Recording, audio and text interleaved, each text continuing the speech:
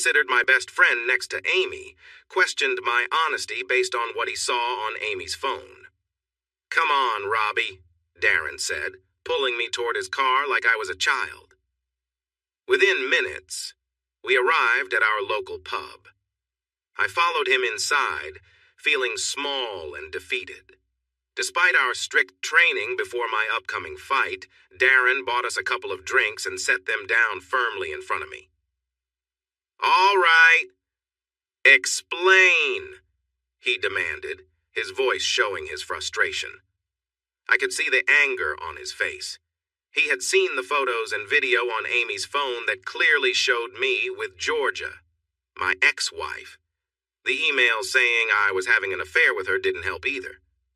"Darren," I sighed, "you should know I would never cheat on Amy. After everything Georgia put me through, all of you should know that." As I took a sip of my drink, my panic about Amy's sadness began to turn into anger as my thoughts started to clear up. "Then what about the email, those pictures, that video?" he asked, still upset but willing to listen as he watched my changing emotions. "Darren," I said, meeting his gaze. I felt a bit embarrassed because he had seen me in a vulnerable situation just moments ago, but I knew I had to be honest. "Have you and Tony never taken some private pictures or videos?" I asked. "After all your years together, are you telling me there aren't any pictures of her that only you should see?" He paused, taken aback by my question. For a moment he seemed to think. "Of course there are," he admitted, a little sheepishly. "But those are private between us, the email and those pictures. Amy just saw them." "Darren," I interrupted, sensing he was falling back into doubt. "I know those pictures. They are almost 10 years old. Think about who I was married to then. At that time, I thought I was happily married to Georgia." I watched his expression change as he processed my words. He cursed under his breath, redirecting his anger away from me. "Son of a gun!" "Yeah," I nodded. "I am in those photos, but they were private moments between Georgia and me. Now I think my family is trying to ruin my marriage to the woman I love very much." We sat in silence for a moment, sipping our drinks and lost in thought. "Robbie, I'm sorry," Darren said, looking concerned.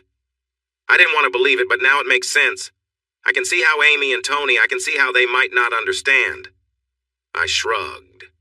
"They are two very pregnant women. I don't want to insult them, but sometimes they might not think things through." We talked for a few more minutes, both feeling angry that someone in my family had shared private photos and videos with Amy. Darren sent a message to Tony and Amy. "I've talked to Robbie. He is right. It's not what it seems. Those images are from his past marriage. He is not unfaithful. He loves Amy." We finished our drinks, and I felt terrible knowing that my past was hurting Amy. Darren sighed and put his phone away. "Come on, Robbie. Let's go back to the house and fix this." Just as we were leaving, my phone rang. I was relieved to see it was Amy. I thought she would sound calm after Darren's text, but instead she sounded panicked. "Robbie?" Amy said. She sounded like she was on the edge of breaking down. Thinking she was still upset, I spoke in the calmest voice I could. "I'm here, my love. I'm coming home to explain everything." "Robbie, I'm scared," Amy said, struggling to hold it together. "It's okay. On my way. I'm so sorry you saw," I began, but she interrupted. "Not that, Robbie. I'm bleeding. Please help me," she pleaded. I could hear the fear in her voice. It was about something much more serious. Before she could say anything else, I took off running up the hill, leaving the car behind. Darren quickly followed, knowing something was really wrong. "I'm coming, Amy!" I yelled. I glanced at Darren beside me. People moved aside as we ran past, recognizing we were in a hurry. "Darren," I shouted. "We need an ambulance at our house now. I'm on the phone with Amy and she's bleeding." He swore under his breath and pulled out his phone to call emergency services. A few minutes later, I burst through the door and rushed to the bathroom. Amy was sitting on the floor, looking scared. I ran to her and wrapped her in my arms, reassuring her that help was on the way. "I don't care if you're unfaithful. I love you, Robbie. I need you. Even if you don't love me," she cried, shifting from anger to sadness. "Our baby is going to be fine," I told her. "Amy, I promise I am not being unfaithful to you." "But," she began, and I placed my finger gently on her lips. "Those pictures are from years ago, when I was married to your sister. Someone is not telling the whole truth. I would never betray the woman I love," I said, kissing her on the forehead as the lights of an ambulance flashed outside the bathroom window. Amy relaxed a little. A short time later, Darren led the ambulance team to the bathroom. After checking her quickly, Amy was taken to the local hospital, with Darren and Tony following closely with our son, William. Because Amy was pregnant and bleeding, she was treated as a high priority at the hospital, and it wasn't long before she was with the doctor. I stood outside the curtain when Darren and Tony arrived. Darren held a sleepy William. Tony came to me and gave me a gentle hug. Then Darren handed me my son, who snuggled into my arms and sighed. I made sure not to hold him too tightly. "Robbie, I am so sorry," Tony said, her voice sincere. "We saw the email with those pictures and didn't think to ask more. Darren told me what really happened. I am really sorry." "It's okay, Tony. None of us could have guessed this would happen. Right now, I just want to make sure Amy and the baby are okay. I can deal with the rest later." We talked for a bit more until the doctor came and pulled back the privacy curtain. "Mr. Other, your wife and baby are doing fine. She had a small bleed caused by stress from what happened tonight." He looked at me for a moment. "I have to mention that your wife shared some details to help me understand."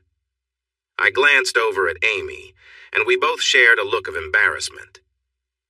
"Mrs. Other is not in immediate danger," the doctor continued, "and the baby is perfectly healthy. However, she will need plenty of rest until delivery to avoid any strain on either of them, which means no heavy activity." The doctor and I talked a little longer. Then he left us, and we gathered around Amy. I took William over to meet his mother and suggested that Darren and Tony take him to the hospital cafe to give us a few moments alone. I settled beside Amy's hospital bed, reaching out to hold her hand. She was connected to two monitors, one showing her heart rate and the other showing the baby's heartbeat. The moment I offered my hand, she held it tightly. "They want to keep an eye on us for a few hours," she began, then squeezed my hand as I looked at her belly. "Baby, I am so sorry," my wife said sadly. "I saw those pictures after reading the email. I didn't think, and just opened the attachments. Then I jumped to conclusions. I mean the email, and then seeing it. And I felt like you could leave me, that you may not love me." I hugged her gently. "Amy Grace Other, I love you more than anything. What I had with Georgia is not even close to what we have. My marriage to her is just a faded memory.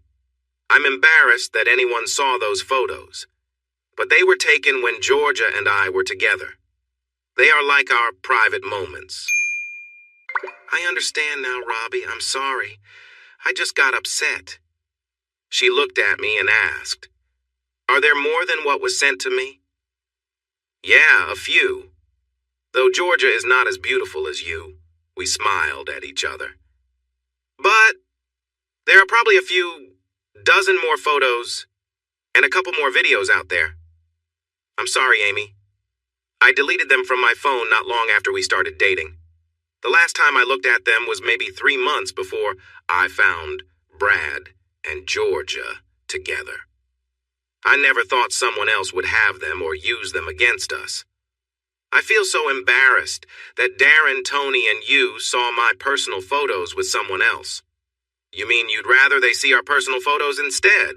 She said jokingly, a smile finally appearing on her face. I laughed.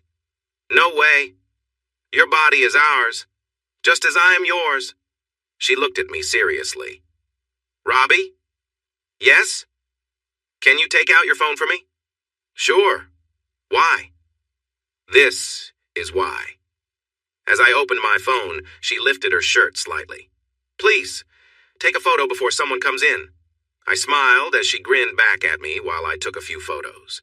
Satisfied, she put her shirt down. Just then, Darren and Tony came back with William. Our son was awake now and wanted to sit with his mom. Darren gave me a knowing look. Did we interrupt something? Kinda, I replied with a smile. They stayed for another 20 minutes, deciding to take William home and agreeing to stay at our place for the night when the doctor returned to check on Amy. I held her hand while he examined her. We all sighed in relief when he said the bleeding had stopped. He explained that he wanted to monitor her overnight. I stayed in the chair beside the bed that night as Amy fell asleep. It was around 3 in the morning when Amy woke up looking upset. I'm so frustrated, I'm going to confront that person, she shouted, startling me awake from my awkward position. Amy? Are you okay? I asked, trying to ease the tension in my neck. She looked at me and seemed to realize where she was, her cheeks turning red. Sorry.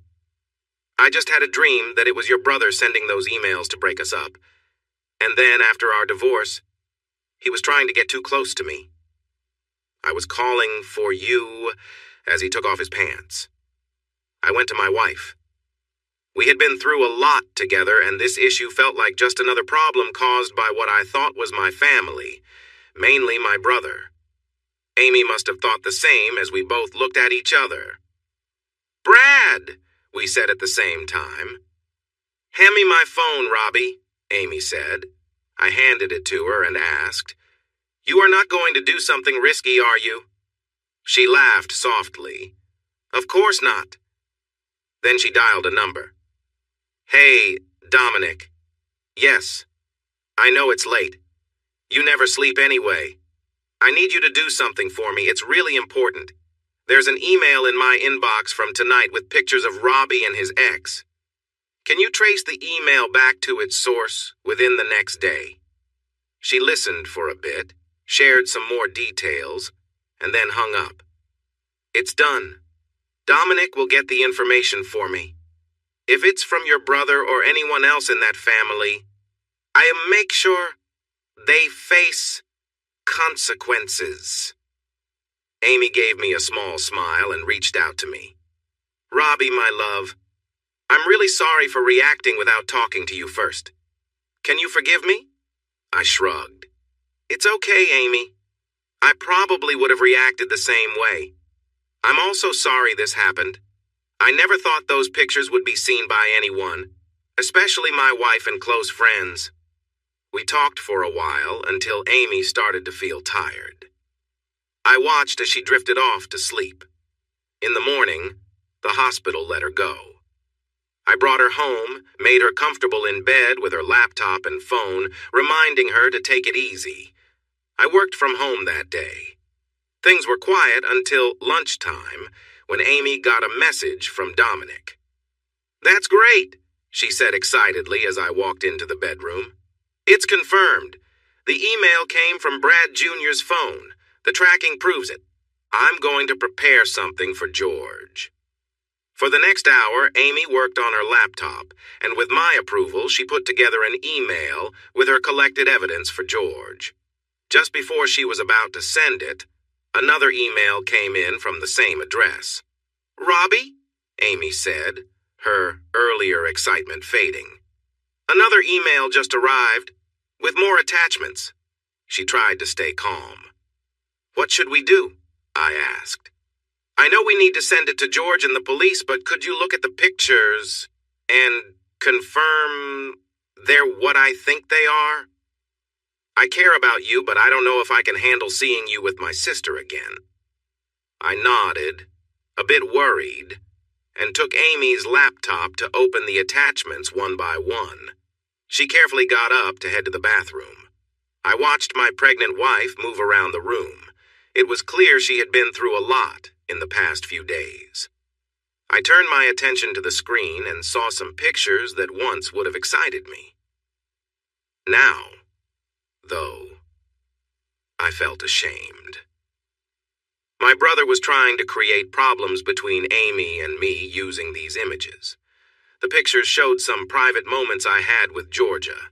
There were several photos of us together, and even a couple of videos that felt like a betrayal now. One video was taken with the camera on our bedside table, showing us being intimate for about 3 minutes. The other video was more embarrassing, showing a private moment I didn't want anyone to see. I closed the video, feeling my face turn red. The email I had just read was clear. Amy, I'm sorry to say this, I can't stay quiet about your husband's past with his ex-wife. I can't believe they would be so disrespectful to take these pictures while married to other people. I hope you can use this in your divorce from someone who doesn't deserve you. Regards, a concerned citizen. As I finished reading, I felt angry at my brother. Just then, Amy walked back into the room and glanced at me, noticing my discomfort. Robbie, she said, holding her phone. I have George on the line. I've shared some details, and I can guess from your expression that the photos are even worse this time. Worse, I replied, feeling both angry and upset. Amy frowned, and I could see the emotions from the previous evening returning. We were both finding this difficult to handle. Can I put you on speaker, George? Amy asked. She looked at me. I'm sorry, Robbie, but we need to act quickly to stop this from happening again. I nodded. George, you're on speaker with Robbie and me, Amy said. Good, George replied. First things first. I know Amy is really upset, but how about you, Robbie? Are you okay? I paused for a moment, looking at Amy before answering. Sorry, George, yes, I'm here, but I'm not okay. In the last day, I felt incredibly embarrassed. My wife was ready to yell at me over something truly humiliating. We even worried about our baby's well-being because of the stress from the first email. I'm really angry, George, and seriously considering talking to my brother about his actions. I could hear George making notes. Robbie, as your lawyer, I'll just focus on finding a solution. But as your friend, I understand. I get it. You're not feeling good, but holding it together shows that you are a good, honorable man.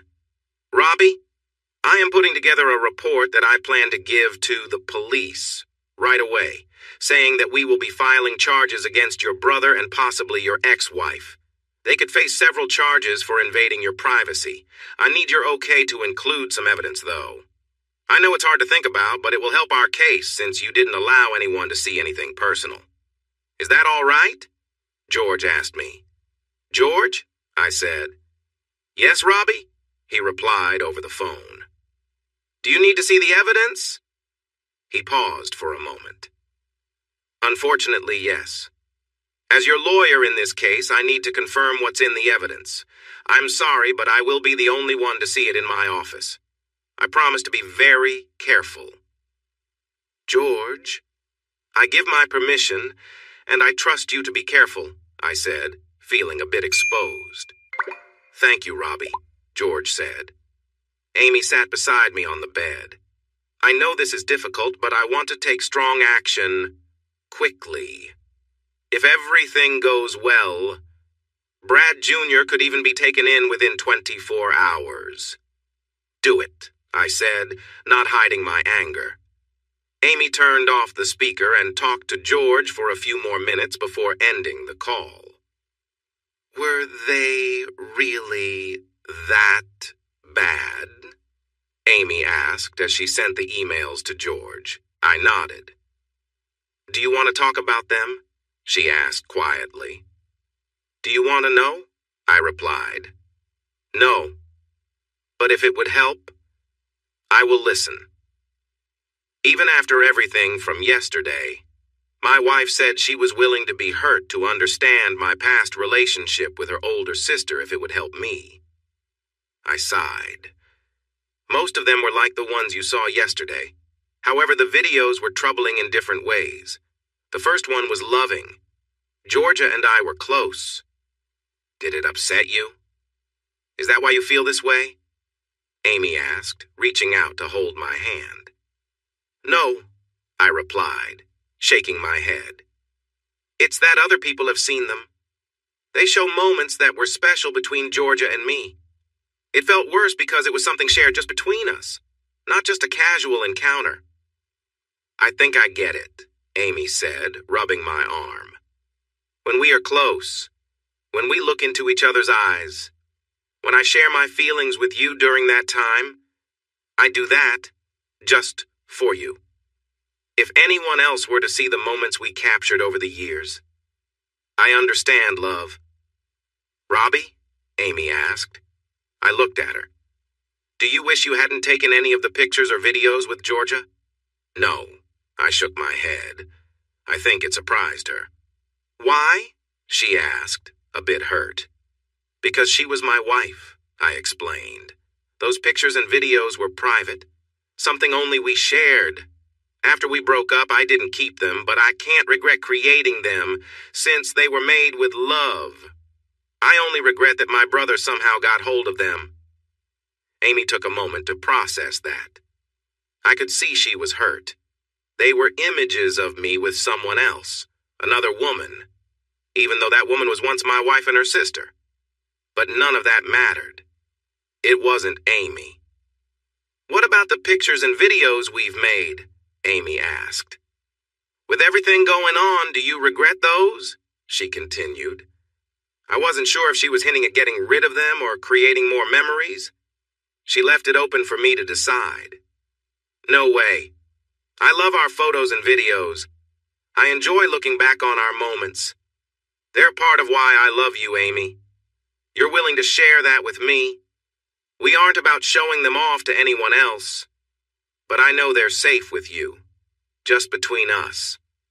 Amy nodded and gave me a small smile.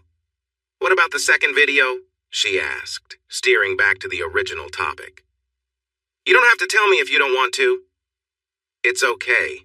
We need honesty right now. I took a breath. If the first video was us together in love, the second one was different. It showed a different side of things, something rougher, something I'm not proud of. For a moment, there was silence. Then I felt Amy's arms around me, her presence, comforting. Robbie, look at me, she said gently. I looked up, expecting anger or hurt, but I only saw understanding, maybe a bit of sadness. She was there for me. Robbie, John, Other, I love you so much. This isn't fair. Your family, getting in between us again. And while it's hard knowing there are photos of you with my sister like that, she stopped to gather her thoughts. This is hard to say, but while I know they exist, I also know you respected me enough to move on from them when we got together. You couldn't have known that your brother would dig them up and do this. It's low and I'm hurt, but I know you're probably feeling even worse. I nodded quietly. Robbie? Amy stood up, looking at me with purpose. Yes? I asked, watching her with curiosity. William's down for his nap. Why don't we make some new memories? She reached for my phone with a smile. Over the next little while, we took some photos, capturing her warmth and beauty.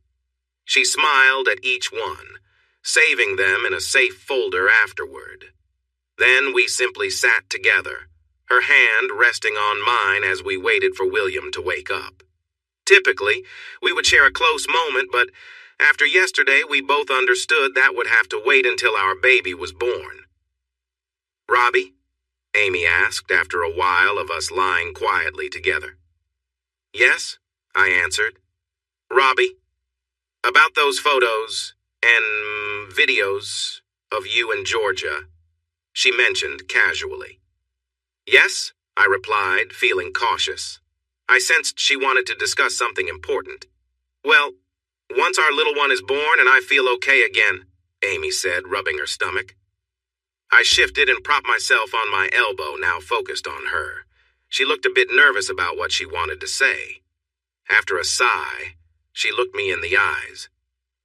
Once we can be close again, I want to create our own memories, she said, hesitating a bit. I want you to film us so you think of me and not her. The look on my face showed my surprise. Why? Those photos and videos hurt us, she explained. They have taken hold of your mind. I want to change that. I want to make new memories together. But Amy, I started, but she interrupted me with a giggle. But, she said, smiling. We both laughed for a moment. Amy, I understand, but we've never been that adventurous before. We've tried some things, but not like that. She sighed. Robbie, we need to take it slow. I know it won't just happen. I'll need lots of care and preparation. But when the time comes, I want it to be a wonderful experience, even better than what you've seen. We talked about it for a few minutes. Amy was determined, and I agreed that once she was ready after the baby, we could explore this together. We heard William starting to wake up. Thank you, Robbie. You go get William and I'll get dressed, Amy told me. If you're good, I'll make sure to reward you later. The next day, I heard news during lunch that my brother had been arrested. The police showed up early that morning at his workplace because they had a warrant. The story even made it to the evening news, explaining that a local man had been taken in for sharing private photos of his wife to harm her new relationship. My brother was seen leaving in handcuffs, with his company's name mentioned in the report. Georgia was questioned too, but she was released after a while, although they told her not to leave town. Reporters tried to speak to my father, but he pushed through them, refusing to comment. Later, that day, I received a call from an unknown number. It turned out to be my mother. I hesitated before answering, bracing myself for what was coming. Why, Robbie? She asked, sounding upset. Why did you do that to your brother? After all these years, do you still dislike us so much that you do this to him? She complained to me. Hold on, Hattie, I didn't do anything. Your son sent those photos and videos to Amy saying I was involved with Georgia. We are just responding to what he has done. You should check your facts before blaming me. There was a long silence. You're not lying, are you? My mother finally asked. Your father and brother are insisting that you set Brad up. Hattie, Mum, I replied. In all these years, through all this conflict and pain, have I ever lied to any of you about what really happened? Well, no, but I know how much you dislike us, she said back. I took a deep breath. Mum, think about it. Why would I want to embarrass myself by sharing such personal moments with Georgia? That makes no sense. I don't want anyone to see me like that. I'm done with it. That does make sense, Mum admitted. But Robbie, your brother has been arrested. Can't you just drop the charges? He never charged you when you hurt him. She sounded desperate. No, Mum, I can't. What happened between Brad and me was just between us. What he did affected not just me, but also Amy and Georgia, who is now his wife. No matter what else happened, that is something I can't overlook. Even if I didn't want to press charges, which I do, he broke several serious laws. The police take that very seriously these days. Okay, Robbie, I understand. I could hear the regret in her voice. I'm sorry we're making your life difficult again. For a moment, we were both quiet. Robbie? I heard her voice shake as she asked. Yes, Mum? I don't know why I called her that again. I had only done it once or twice before, but it felt right somehow. I hear that I have another grandchild? She asked softly, as if even talking about it might upset me. I sighed. Yes, you have one grandson named William, and soon you'll have a second, I told her. I heard her start to cry. I'm sorry, Robbie. I can't do this, she said, and then hung up. For the first time in many years, I felt some sympathy for a family member. At first, my mother showed no regret for the family's choices, but over time I noticed she had tried to apologize several times. Was I open to forgiving her? I wasn't sure. There was no chance for Dad, Brad, or Joanna, but maybe for Mum. Just maybe. I had a thoughtful expression on my face as I took breakfast to Amy in bed. What's on your mind? She asked, noticing the tray I set down next to her. It had tea and a croissant with jam. I just had a talk with my mom, I said softly, gazing at the ocean from our deck. She nodded. Did she give you a hard time about Brad's arrest? Not really, but I told her to get the facts right before blaming me. We also talked about William and the baby. I even called her Mom instead of Hattie. That must have surprised her, Amy said, taking a bite of her croissant and dropping some crumbs on her pregnant belly. Our son, William, entered the room and climbed onto the bed, giving Amy a kiss on her belly. Moments later, he reached for her croissant. We played with him for a bit. He was getting braver every day and soon wandered off to watch his favorite show on TV. We both smiled, knowing we would need to set some rules about screen time and encourage him to play outside more often. Living by the beautiful coast made it easier to think he would enjoy outdoor activities, but we would need to be deliberate about it. I looked back at Amy. She was sipping her tea. I knew she wasn't a big fan, but she chose to avoid coffee until the baby arrived. Once she was ready for her coffee again, I planned to run to our local coffee shop every day for her favorite latte. It was a brief but interesting conversation, I continued, as if our son hadn't interrupted us. Mom was quiet but hung up quickly when I mentioned William and that we're expecting another baby. Amy stared at me for a moment. She's feeling the weight of everything happening in the family, Amy said. I think you're right, I replied. No, Robbie, try to see it from her side, Amy advised, shifting to find a comfortable position for her belly. A few years ago, she almost lost her youngest child while trying to help her oldest. Why? Because she was becoming a grandmother. She probably thought things would get better and you would come back to her life. But that didn't happen, and with everything else going on, her life has become quite hard. Her husband's business is struggling partly because of you starting your own. Then her other kids made some surprising choices, and her daughter-in-law had a baby with the wrong person.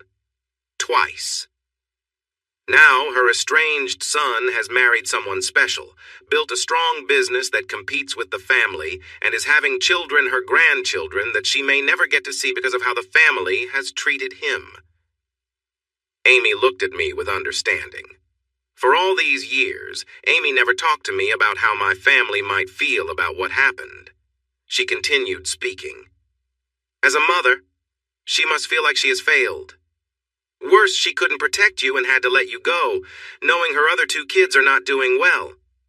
When she talks to you, it brings up all that hurt, Amy said. But I didn't break the trust, I responded. I did everything I could to help them, and they destroyed my whole world, including Mom.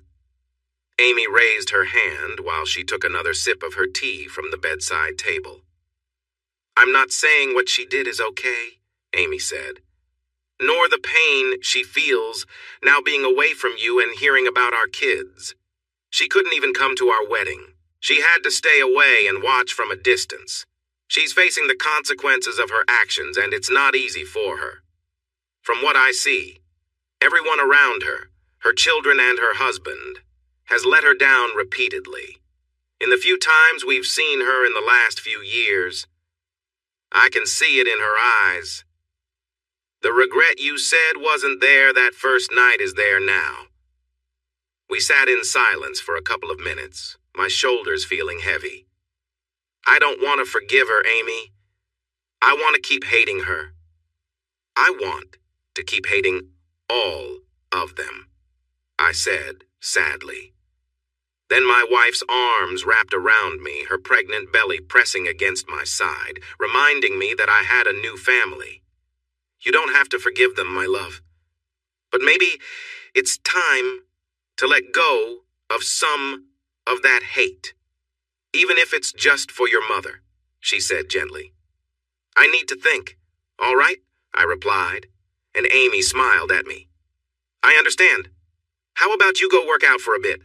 Darren and Tony will be here soon, and I know Darren will push you hard this week to get ready for your upcoming fight. We talked about the fight for a few minutes. This would be my third professional fight since I won against Cody. In Los Angeles, I lost on points. The guy was really good, and we both gave it our all. He was a well-known fighter from Europe, and afterwards he was one of the friendliest people I had ever met in boxing. I won my next fight in Johannesburg. The opponent was full of confidence, and I think he believed too much in his own hype. I took him down in the third round with a strong combination of hits that left him unable to continue. In my last fight, I lost.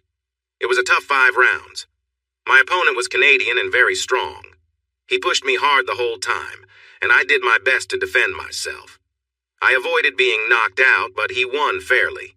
Besides my professional fights, I also had many local fights, where I built a reputation as a strong competitor. Honestly, I enjoyed being fit and letting out my frustrations by sparring in the ring. This time, my opponent would be another top American MMA fighter. He had won many more matches than he had lost, and I was considered a long shot to win. Blaine Johnston was a fighter in every way. He was known for being tough in the ring and trained in different martial arts. Right now, Blaine was on a worldwide tour, while American fighters were taking a break to get new sponsors for next year. He had 2 matches scheduled in Australia. Last month, he easily beat another Australian fighter. Next week, it was my turn.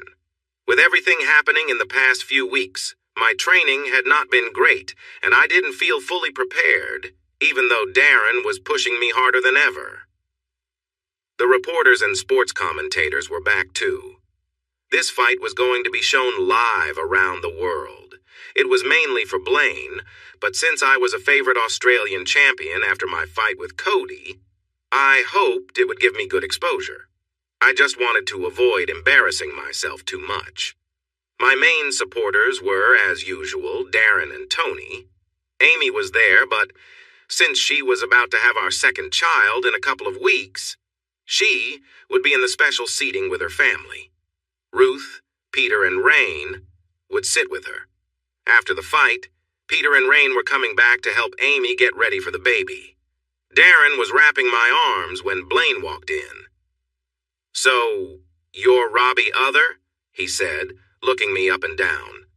I felt like he was judging me. "You'll do," he said with a smirk, then turned and walked away.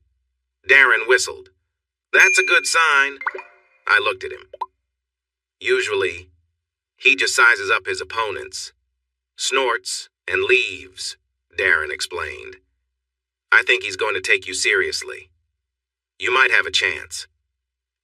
We spent the next half hour discussing strategies, such as how I should move, and how to defend myself. We went over my weaknesses and talked about Blaine's. Tony stepped out to get Amy and her family to come say good luck before the fight. But when they arrived, they brought someone I did not expect, my mother. Mom, what are you doing here?" I asked, feeling a mix of confusion and irritation. "It was my fault, Robbie," Amy said. "Please don't be upset. Last week I thought it would be good for her to come for just the fight."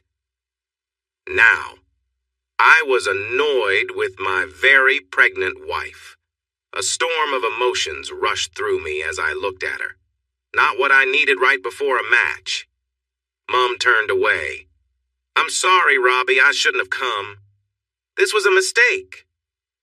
As she began to walk away, I acted without thinking. I stepped toward her and did the only thing I could think of. I embraced her tightly. In moments, my mother was crying in my arms. It was just the two of us, despite the crowd around us. I gently pushed Mom back to look into her eyes. She tried to smile, but it didn't quite show on her face. "It's okay, Mom. You don't have to leave," I said. "Are you sure? I mean..." Mom looked uncertain. "Yes," I said. "It's all right. As long as it's just you and nobody else." She shook her head. "No, it's just me. I didn't tell anyone where I was going. I didn't want to risk not seeing you." Then she hugged me tightly. "Oh, my dear boy, I love you so much. I am so sorry for how we treated you. We should not have acted that way, and we deserve everything that has happened." I gently patted her back, unsure of what to say after all this time. "It's okay, Mom. There will be plenty of time for apologies later. Right now, I need to go and focus on this fight. Will you watch with Amy?" She nodded. I then received good luck wishes from everyone before stepping into the ring. Blaine smiled at me as I entered a few minutes later. "This should be easier than I thought," he said, having seen the moment with my mother. The bell rang, and I felt the impact from the very first moment. Blaine was quick for his size. His punches hit hard and his kicks were well placed. I was surprised I made it through the first round. At the end of the round, Darren looked at me and pushed me, urging me to get my head in the game. In round 2, I stood my ground better, but I was still getting hit hard. I glanced over at my mother and saw the worry on her face.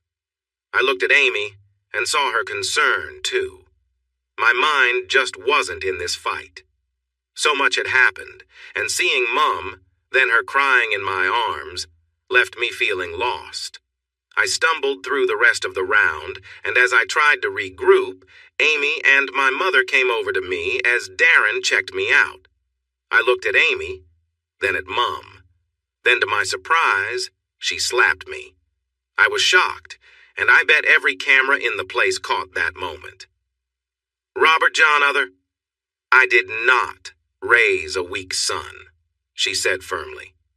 "I apologized for what we did to you, but if it's going to make you weak, then I take it back. Where's the fighter we saw that night? Where is the man who stood up for himself?"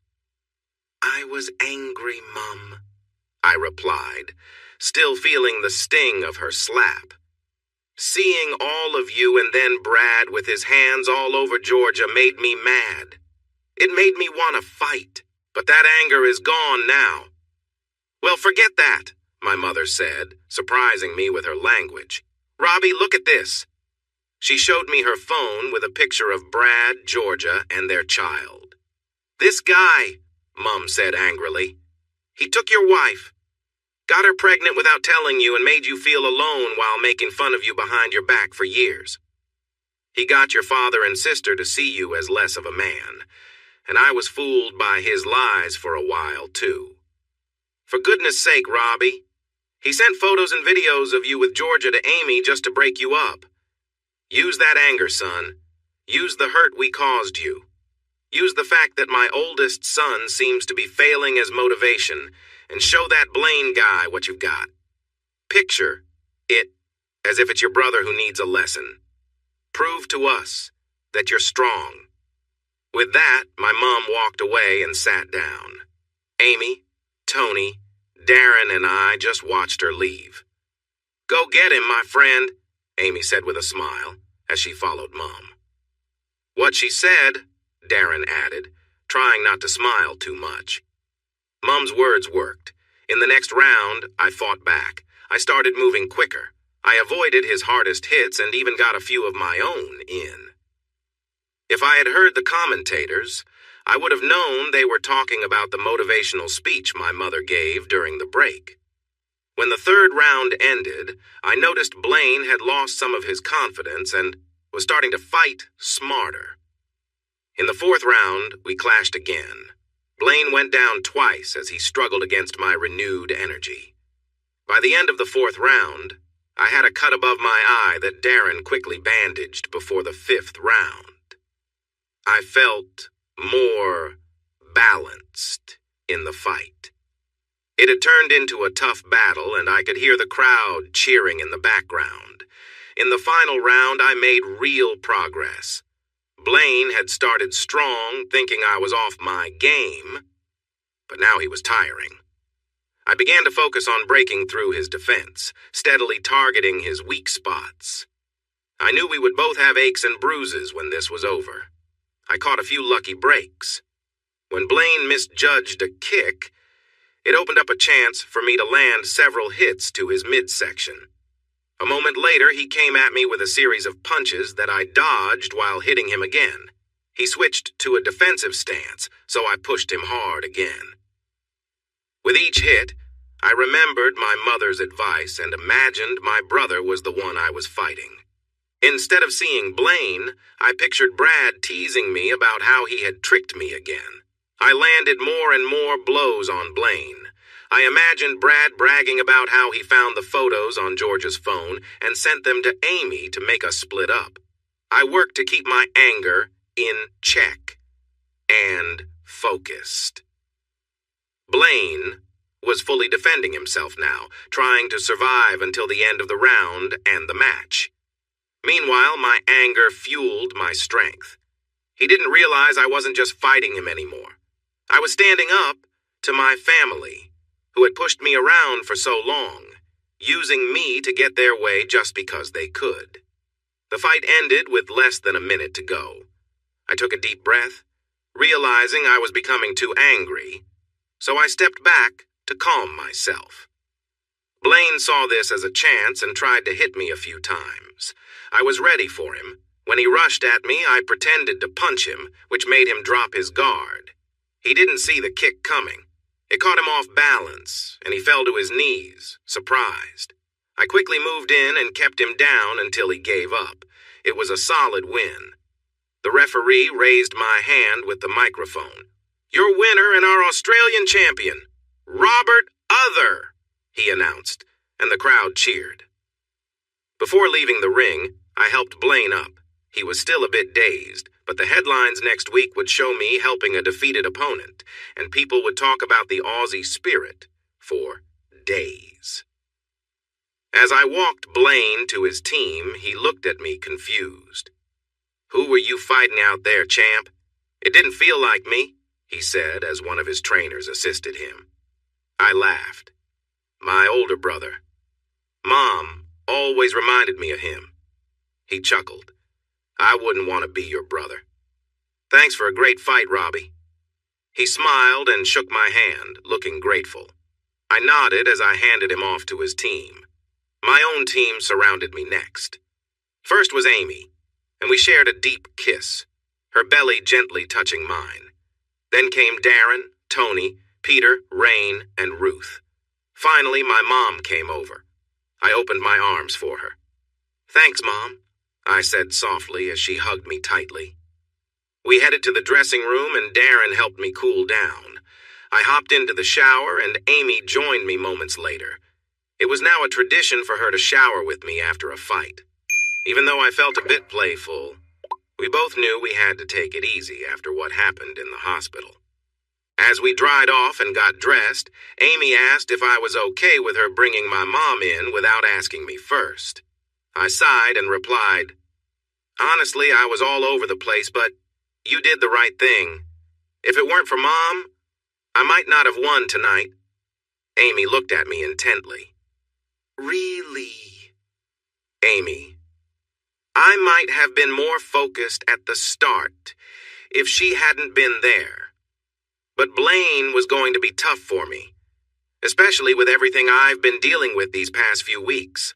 Mom knew how to motivate me and reminded me to find the strength I needed to face someone as skilled as Blaine. Even though I enjoy this, it's not my main job. If it weren't for Darren encouraging me, I wouldn't have taken the fight. But tonight, I needed that anger to help me win. "Are you going to forgive her?" she asked, adjusting her maternity bra and pulling her shirt over her head. "I think I did tonight when I confronted her." I sighed. "Amy, I really mean it. I'm feeling confused right now. I don't know what my relationship with Mom will be going forward. I can say I forgive her, but I don't know where to go from here. And to be honest, I'm not anywhere close to forgiving Dad and Brad." I sat down to put on my shoes.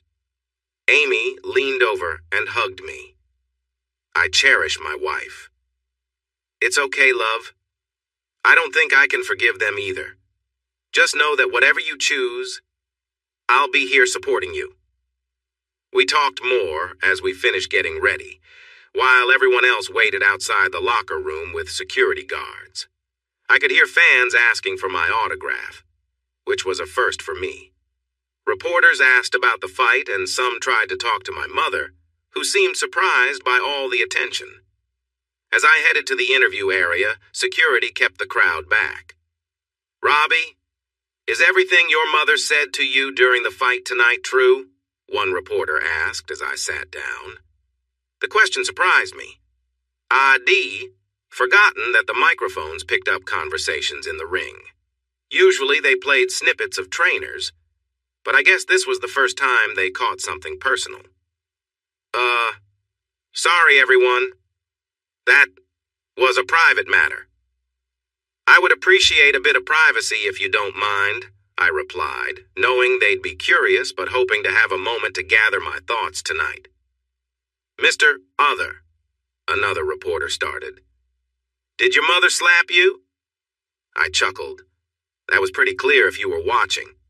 The reporters shifted, buzzing with that question.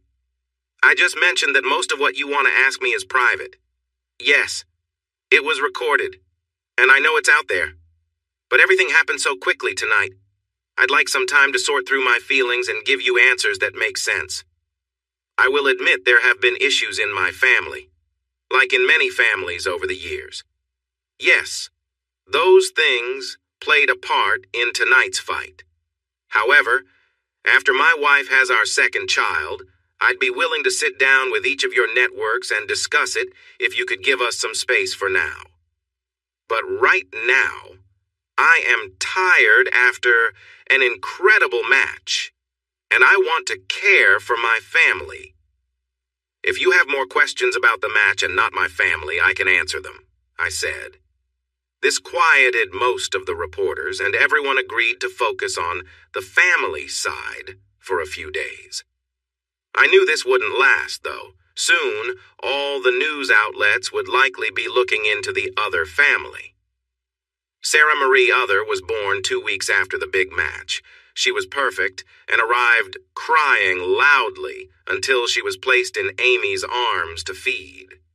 Amy was worn out after a long labor which lasted 22 hours, but she went through it like a trooper. Tired as she was, my wife had a brightness in her eyes that showed how much she loved our daughter. I kissed her and told her how proud I was. Darren and Tony brought William in, and together we celebrated Sarah with joyful sounds. In the following days, many from Alro and Alro Homes came to visit, along with Peter, Rain, and Ruth. But even with the excitement of our new arrival, some reporters were eager to meet our daughter. The match had gained a lot of attention. Winning was a big deal for Australian sports. But the situation surrounding my family became an even bigger topic on social media. The scandal was so intense that my father had asked my mother to leave their home because of all the attention from reporters. The enemy, in this case, was me. So in an awkward moment, we had my mother sign a privacy agreement and she became part of our lives again. Mom stayed in one of the extra bedrooms and spent time with William when she could. She was very taken with our new baby girl. At first it was a bit strange when either Amy or I were around because there was still some hurt feelings between us. However, Mom had gone through many tough situations and managed to handle this one well. I wasn't sure if we would ever really reconnect, but she did apologize that night and offered a few more apologies as we prepared for Sarah's birth. One thing I noticed was that Mom often seemed lost in thought unless she was playing with William or trying to stay out of the way around Amy and me with Sarah. More than once I found her on the balcony looking out at the ocean with a drink in hand, gazing into the distance. It was during those moments that we had some of our best conversations. Mom shared her feelings about the pain and regret of our family being apart. When my parents told me that evening that they had often considered how to tell me about Georgia and Brad's affair, my mom had wished to find the right words. But Dad always said, no. He knew that I needed to keep making money for everyone, and my mother apologized for not being brave enough to stand up to my father. One time we talked, she explained that when Brad and Georgia had a baby, there was a big family meeting. They decided I should go to Perth for 3 nights to help with a problem caused by Joanna. My mother told me there was a lot of arguing at the meeting.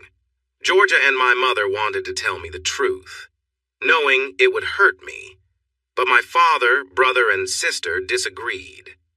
Even though I might not have been truly accepted in the family, I was also seen as someone valuable. They didn't want to disrupt things, even if they didn't really consider me a part of their family. My mother said that my father made Georgia go home with Brad that night, and all her complaints faded away. She felt pressured and even threatened with divorce if she didn't follow his wishes. Sadly, she told me that after that night, my parents never shared a bed again. She moved into a spare room, and my father refused to change. The night I found out the truth and faced my parents, what I thought was rejection from my mother was really guilt and shame pushed onto her by my father. After I stormed out for seeing my brother with Georgia, Brad called my parents. My father told my mother not to say anything or she would deeply regret it. He warned her that if I didn't accept things, I would be out of the family. I decided to leave before he could act on that threat. In the months that followed, every time my mother and I talked, she cried. She felt a lot of regret and asked me for forgiveness each time. But tonight, as we began our conversation, she seemed different. She was more quiet and emotional. There were no tears at first. As we spoke, I looked out at the horizon and saw that the moon would be full tonight. Together we watched the sunset over the ocean from the balcony. As my mother sipped her wine, I noticed she looked at me carefully. I had seen this a few times over the past weeks. She was present, but a part of her felt distant. I sipped my drink and thought about our situation. I was with my mother again. My body was healing from my fight. My son was happy, my daughter was lovely, and my wife was wonderful and supportive. I felt like I had my mother back in my life to some extent. Mom broke the silence, interrupting my thoughts.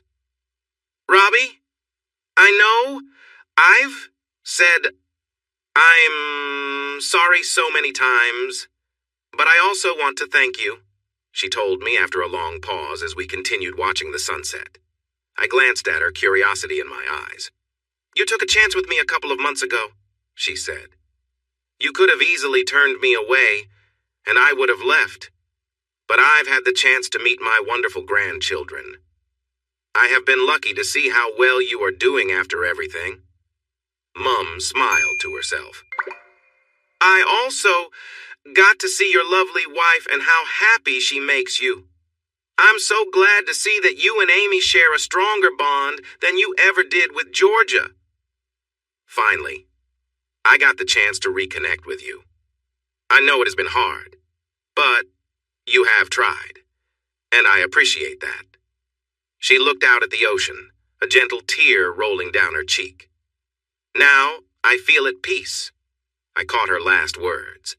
Mum, what did you say? I asked, putting my drink down. Robbie, my dear boy, she said slowly. I'm not well. No one except my doctor knows, not even your father. I have been living with a serious illness for the past 2 years. The pain has become worse lately. Only the thought of seeing you again kept me going. Now I can barely move my head and am losing my sight. I rushed to her side, tears in my eyes. No, Mom. Please, no. There must be something. Anything we can do. Despite everything, she was still my mom, and I loved her. The thought of losing her felt unbearable. She smiled softly, running her hands through my hair like she did when I was a child. It's too late for that, Robbie.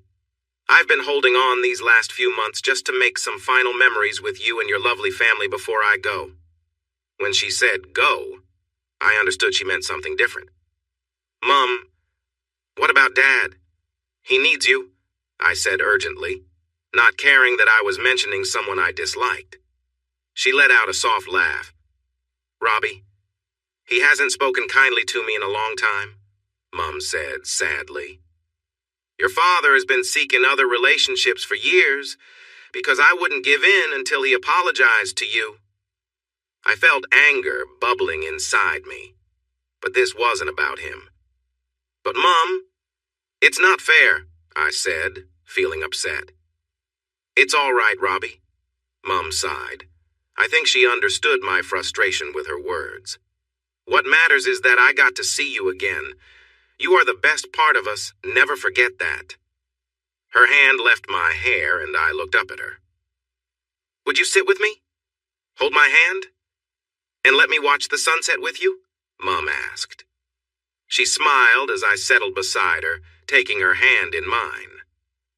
One last happy memory, she whispered. The sunset was beautiful that evening, colors shifting from yellows and oranges to reds near the water, blending into purples and blues in the sky. The gentle breeze surrounded us, and at some point, William came out and sat in Mom's lap. Amy and Sarah came out and we all sat together watching the sunset and then the moon rise. We were there as a family. My feelings were strong. Sometimes I met Mom's gaze. She smiled, and even with the sad news, I could tell she was happy. As the moon climbed higher, I heard Mom sigh and breathe out slowly. Surrounded by my family, she slipped into a deep sleep. For 3 days, she held on. A large tumor was pressing on her brain, stopping the blood flow. She never woke up. Though I felt anger towards my family, I tried to reach out, but I never got a response. On the second day, news got out because several news vans set up outside the hospital, eager for updates on the mother of a famous fighter. Information spread quickly and highlights from my past fights were shown on the evening news. We didn't hear from Dad, Joanna, or Brad, who was still in custody and couldn't visit. But Georgia showed up one morning with Peter and Rain. We let Georgia say her goodbyes. I learned that Mom had been the only one in the family who treated her kindly in recent years. As she left with tears in her eyes, Georgia handed me a letter. She asked me to read it in a few months when things calmed down. She left almost as quickly as she came. Mom passed away that afternoon, and the news reported it widely. Because of my public image, her death was shared in Australia and even on sports channels around the world, highlighting how she had supported me through tough times. At her funeral, many people attended. Some were old friends who came after seeing the news, and others were former co-workers who remembered her as a kind woman. Georgia came with Peter, Rain, and Ruth, but Dad, Brad Jr., and Joanna were not there. I had mixed feelings about this. Part of me was upset that those who had been cared for by her didn't come to say goodbye. But I understood. With the media watching, they may not want to cause more trouble. Total Build closed 2 days after my last fight, with rumors suggesting that the bad news and my brother's issues could lead to its permanent closure. I was asked to speak at the podium for the eulogy. Honestly, it would be tough in front of friends, family, and the press. I had to move past a lot of anger from the past few years. I placed my notes on the stand and looked out at everyone. In the back, I noticed a few people trying to blend in, and I realized that for the first time, I could speak my truth. My family did not hold me back this time. I looked at Amy, holding Sarah, and William sitting next to her, gazing up at me, his father. I glanced at Darren and Tony. I even noticed Georgia, whose face showed sadness. But when our eyes met, each one of them, even my ex-wife, offered a sad smile. "Good afternoon, everyone," I began to the gathered group of mourners. "I want to thank you all for coming to celebrate the life of Hattie Edwina Other, my mother. It's no secret that my family has faced many challenges over the past few years. There were soft murmurs in the crowd and even a few quiet laughs. But the truth is, for many years, the only words I exchanged with my mother were filled with anger about our family troubles. It felt to me like my mother and the rest of my family had turned away from me, treating me like someone who existed just to help them, not as a son who needed support. I recently learned that my mother, in her own way, fought against this for a long time. The night of that difficult moment you all witnessed was the first time in years that I could hug her. That night, I found it in my heart to forgive her. Once again, there were whispers among the crowd. I spent the last couple of months reconnecting with my mother. We talked about many things, including feelings and anger. I began to see that my mother was caught in a tough situation. She could support me and risk losing her ties with her friends and family. Or she could let me go to keep her connection with her husband and children, grandchildren, and others. She chose to protect her grandkids, feeling she had no choice but to stand apart from me, her son, because those grandchildren were innocent. It took me a long time to understand her viewpoint. Not long ago, Amy pointed this out to me based on her own experience as a mother. Even now, as I speak to all of you about Mom, I still feel anger. But I loved my Mom, and I know she loved me too. I paused for a moment, wiped my eyes, and noticed several others doing the same. When I spoke again, my voice trembled. "Amy, my children and I were with Mom when she peacefully drifted off." It was a lovely afternoon like this one, as we watched the sun set and the moon rise. We did not need to say much. Just being with each other was enough. Mom told me that evening she wanted to make one last joyful memory, and I was grateful to be part of it. To me, it will always be a moment of calm amidst the storms of our lives. Over these past months, my mom showed me a strength I hadn't recognized before. She felt a deep pain from losing contact with one of her children for the sake of everyone else. It took some small but important moments, thanks to my wife and her family, for us to reconnect. I wiped tears from my eyes, trying hard to breathe normally before I spoke again. This afternoon, as we remember my mother's life, I choose to focus on the good times. I think of my loving and caring mother who helped me learn to ride my bike for the first time. I recall her worry when I came back from my first sleepover at 8 years old.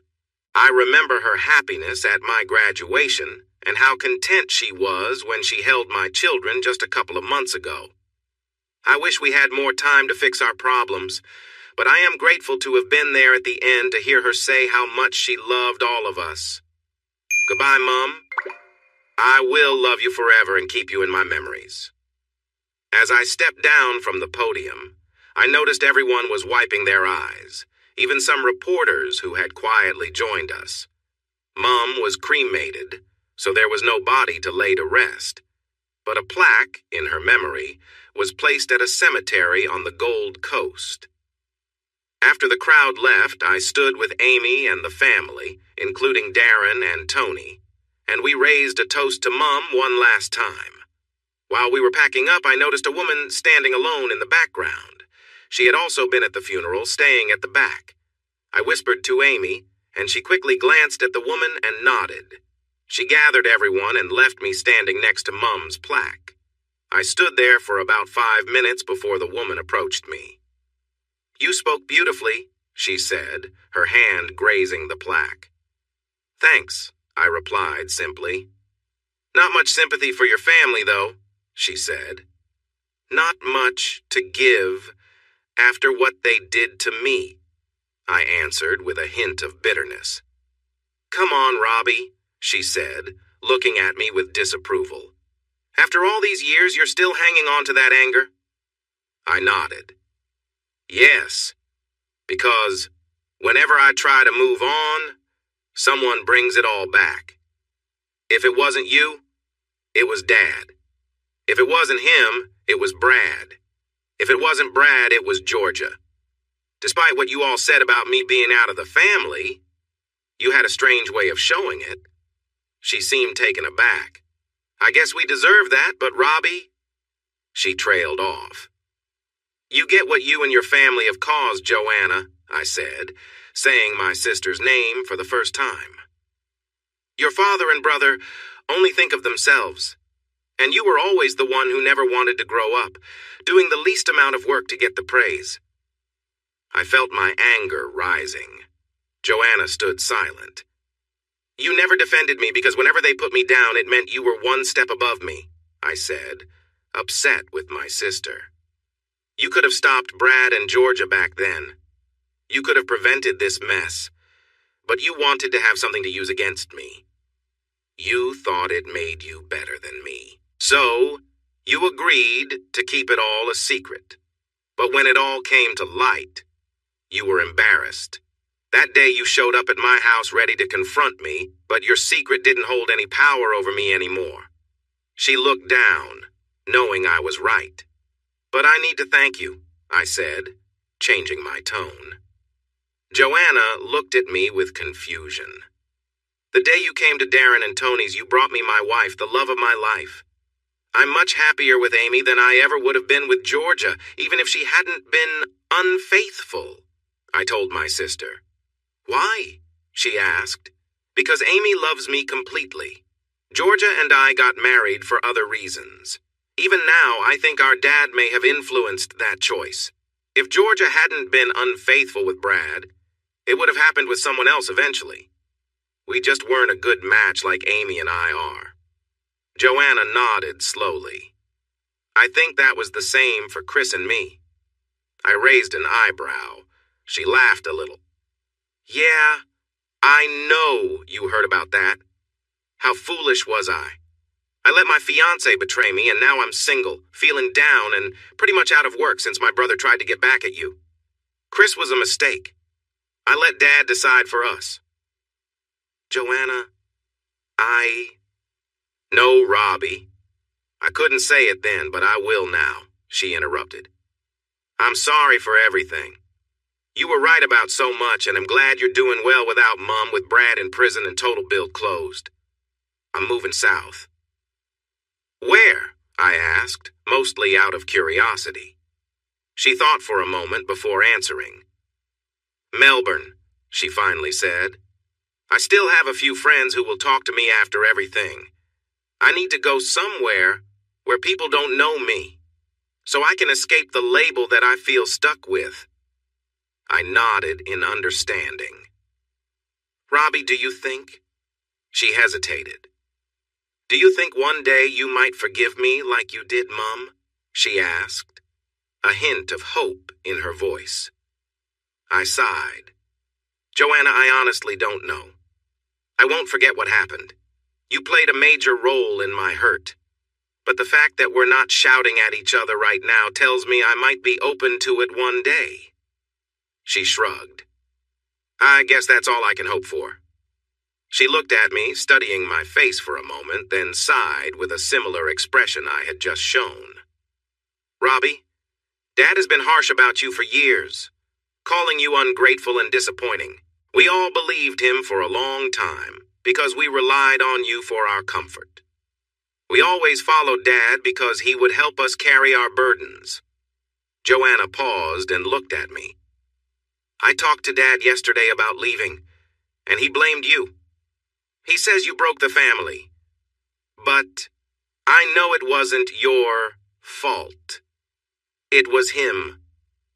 She glanced at the plaque with Mum's name, reaching out to touch it before looking back at me, her eyes glistening. "I'm glad you were there at the end. I'm glad her last moments were with the best of us," my sister said sadly. I turned to Joanna, confused. "What did you say?" "When I met with Mum for coffee, I sometimes complained about you. She always stopped me, saying we were the ones who messed up, not you. She would say you were the best of us." "Why?" I touched the plaque, too. "She told me something like that. I don't know if I deserve it." I felt tears coming. "I'm going to miss her, Joe." Then Joanna did something surprising. She stepped toward me, wrapped her arms around me, and hugged me. As kids, she never hugged me. We only did high fives. I could feel her tears on my chest as she let out all her feelings. "Don't you dare, Robbie. Don't lessen Mum's words," she whispered. "Mum was right. You are the best of us. You didn't play Dad's games. I'm sorry it took me so long to realize that. I just hope I can get my life back on track." She let go of the hug and walked away. "Just a few steps from me," I called out. "Joanna." She turned to look at me. I hesitated, seeing her eyes. I struggled for a moment, unsure of what to say. "I forgive you," I finally said. Saying it hurt, but I felt a little lighter inside. Joanna's eyes widened in surprise. She stared at me for a moment, then nodded slowly, and left. It would be a few years before we saw each other again. I went back to the car where Amy and the kids were waiting. Amy had finished buckling them in and hugged me. I saw Joanna leave. She looked like she was crying. "Are you okay?" my wife asked, worry in her eyes. "Yeah," I replied softly. "We were civil. I chose to let go of my anger and told her I forgive her." Amy's eyes widened like Joanna's had moments before. She knew I had blamed Joanna for keeping my brother's secret. She hugged me again. "You're a good man, Robbie." I scoffed a little. "It's not like we will ever be a family. I still don't like her much. I think it's time to let go of my feelings toward her and focus on my life." I glanced in the direction she had gone. She was out of sight, but I could imagine her walking away, feeling very sad, having lost so much. She told me she's moving to Melbourne to start fresh. I pondered this for a moment. If she can change her ways and become independent, maybe she will grow and improve. We got back in the car for the long drive home. The kids were sleeping in the back while Amy and I chatted quietly about work, parenting, and my past challenges. "I think I have only one or two more big fights left in me," I said to Amy. "I'm getting older, and while I love the training and the focus it requires, I don't enjoy the attention from the media after the last fight." Amy chuckled. "Besides, I have a wife and two kids to think about. I would like to stay fit and maybe even find someone to mentor." "Like a young apprentice?" Amy teased, referencing characters from her favorite series, Star Wars. I laughed. "Kind of. I've been really busy for several years," I shared. "With family issues, building the business, my fights, and looking after our kids." I gestured to them in the back seat. "I admit I'm feeling a bit worn out and taking it a bit easier." "For years sounds appealing," Amy smirked. "Sorry, honey, but you wouldn't know how to slow down if it hit you. Even if you tried, I don't think life will let you take it easy. Drama seems to follow us, and that's what keeps things interesting." I sighed, knowing she was right. The next few months were easier. I took some time to grieve for my mother. I spent lots of time with William and Sarah and worked a few hours a day at Alro Homes. I also kept my promise to do interviews for my fights. I wasn't thrilled about it, but a marketing consultant Amy hired convinced me it was better to show a positive side to the media, or they might create their own stories. One great thing was that I secured a couple of big sponsors for clothing and workout equipment. Amy and I were invited to spend a few weekends with a Hollywood celebrity who has his own fitness brand. He and his wife were fun to be around, and we agreed to get together every few months to share stories. Amy also reminded me to stick to my promise of replacing those unwanted images and clips with our own memories. My wife had a stunning presence in those clips, and focusing on our shared moments helped me move past those memories. Sure, I still remember those images, but whenever I thought of them, my mind often turned to Amy, which helped me forget what my brother had done. It had been 6 months since Mum passed away, and Amy and I were starting to find a routine in our lives with work, kids, and each other. It wasn't always easy, but it was our life. And Amy was right. Even when I wanted to take things slow, life kept pushing me forward. What was interesting was that both Amy and I were witnesses in my older brother's trial. He had been out on bail for a while, wearing a GPS tracker and not allowed to contact us. During the trial, we sat in the courtroom listening to the prosecutor describe Brad as a terrible person with few good qualities. Words like bully and selfish were thrown around. His defense tried to say he was a victim of circumstances, but nobody believed that. The only person supporting him besides his attorney was my father, Brad Sr. When Dad saw me in the back of the room, he kept looking at me with a glare. Unlike Mom and Joanna, he didn't want to fix things between us, and honestly, I was okay with that. After his company, Total Build, closed down, he struggled to find work, especially after the news painted him badly following my fight with Blaine. Another witness was Georgia. My ex-wife didn't look well. She had always been slim, but now she seemed even more stressed and worn down. Her body language showed defeat as she sat with her back to us. If I could see her face, I knew her eyes would look tired.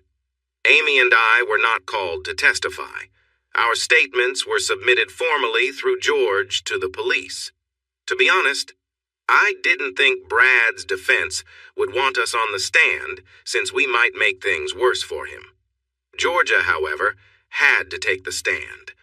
When she first saw me, she gave me a sad smile. I could tell she was tired, with dark circles under her eyes. The defense lawyer began to ask questions. Mrs. Other, can you tell us your relationship with the defendant? Mr. Brad Other Jr. is my husband, Georgia answered in a flat voice, showing no feeling. And do you have any children with him? The lawyer asked, possibly trying to build a family image for Brad. No, we do not have children together, she replied in the same flat tone. A small murmur went through the room. I glanced at Georgia, then at Brad, who was next to my father, and finally at Amy, who also looked confused. Brad glared at Georgia with a look full of anger. My father somehow managed to both smirk and give her a disapproving look. Georgia stood her ground without hesitation. You mean you have a son and a daughter with your husband? The lawyer tried to clarify. No, my son and daughter have different fathers, Georgia explained to the court. My husband is not the father of either child. Whispers filled the room, and the judge had to tap his gavel for silence. The lawyer looked at Georgia and cleared his throat. For a moment, I felt a sense of panic. If Brad wasn't the father, could it be that I was her son's father? Regardless of where they come from, you are raising 2 children with the defendant. Georgia shook her head. No, that's not right. Yes, I am married to Brad, but he is not and has never been a parent to my children. He was often away, drinking or with someone else. She winced and glanced at me briefly. The only time he was home was on Sunday mornings when he would tell the kids to get out so he could watch sports. He called them names, so I don't see him as a parent. For the first time in years, I felt compassion for Georgia. I was still processing the fact that her son wasn't my brother. If I had known, I thought she would defend Brad in court today. But clearly some of what I had heard about how my family treated Georgia was true. It couldn't have been easy for her dealing with me, her sisters, little contact with her mother, no word from her birth father, and what seemed like mistreatment from my family. The lawyer looked confused. He clearly didn't expect such a tough witness. Eventually, he said, "Your witness," to the prosecution as he sat down, looking defeated. The prosecution was smiling confidently. "Mrs. Uther, how is your relationship with your husband?" he asked, capturing everyone's attention. "We're going through a divorce," Georgia replied, sounding defeated. I leaned back in surprise. I should have guessed, but hearing it from Georgia felt different. "Can you explain why you're getting a divorce?" the prosecution asked. "Objection! The witness's marital status and reasons for divorce aren't relevant to this case," the defense weakly argued. It seemed like he wanted to know just as much as everyone else. "Actually," the prosecution countered, "one reason we are here today is that Mrs. Uther is divorcing the defendant for violating her privacy, one of the charges against him." They both looked to the judge. "Overruled. The witness will answer the question." Georgia again glanced at me. I met her gaze. I felt Amy hold my hand and give it a reassuring squeeze. Georgia looked at my father, Brad, then turned to the prosecutor. She sighed. "I have many reasons for divorcing my husband, but the most important one is that I never loved him." A quiet gasp filled the room. "When I became pregnant with the son everyone thought was Brad's, I was married to another man. I was having an affair with Brad, and when that other man left me, I married Brad with encouragement from his family." "And who was the other man?" the prosecutor asked. I felt Amy squeeze my hand again, and Georgia looked my way. "It was Brad's younger brother, Robbie Uther," she said, her voice filled with regret. "So you had an affair with your husband's brother. Your son is actually the child of your ex-husband, who found out, divorced you, and now you are married to Brad." Georgia looked at me with longing and sadness. It was a different kind of sadness than I had seen in her before. There was a pain there that I didn't fully understand yet, but I was about to. "No, neither brother is the father of my son," she replied, directing her gaze back to the prosecutor. For a moment, no one spoke. The room was silent, in shock. I glanced at my brother, whose neck was tense. This was new information for him. He genuinely believed that Brad Jr. was his biological son. I looked at my father, and in a room full of people, he was smiling, calm, almost peaceful. Unbelievable. The defense lawyer found his voice. "So who is your son's father if it is neither your ex-husband nor his younger brother whom you married after he found out?" I turned back to Georgia. I looked at Brad. I looked at my father as Georgia prepared to speak, and the whole courtroom held its breath. "Their father," Georgia whispered. As soon as she spoke those words, chaos broke out. Everyone jumped to their feet shouting. I was surprised to find myself among them, yelling at my father, but my voice was drowned out by the noise. Georgia just sat there. After about 15 minutes and a few security guards, calm was finally restored in the courtroom. I shot a glare at my father. I had thought my feelings for him couldn't get worse, but once again, I was wrong. No words could capture the intensity of the anger I felt. During the earlier chaos, he had glanced at me, smiled, and even winked. I couldn't believe it. It took every ounce of my strength, and with Amy physically blocking me, to stop myself from confronting him. So, the prosecution lawyer said, trying to regain control. Let's clarify this. You were married to Mr. Robert Other, the youngest son of Mr. Brad Other. But at the same time, you were involved with Robert's older brother, Brad Other, JNR? Yes, Georgia replied. You got pregnant, and at first you let everyone think the baby was Robert's. But when people found out, you changed your story to say the child was Brad's. Now you claim the child is neither of theirs? He asked, surprised. There was a tense silence, but everyone maintained their composure. Yes, Georgia confirmed again. He shook his head. I'm sorry, but how did this happen? Once again, the room fell quiet as everyone focused on Georgia. It only happened twice, she said, looking at me. Robbie was away, and both Brad and his father had me drinking. I don't remember much, but the DNA test during my divorce with Robbie revealed the truth. I never told anyone until now. I see, he said, trying to process the information. We watched as he extracted more details from Georgia about the situation.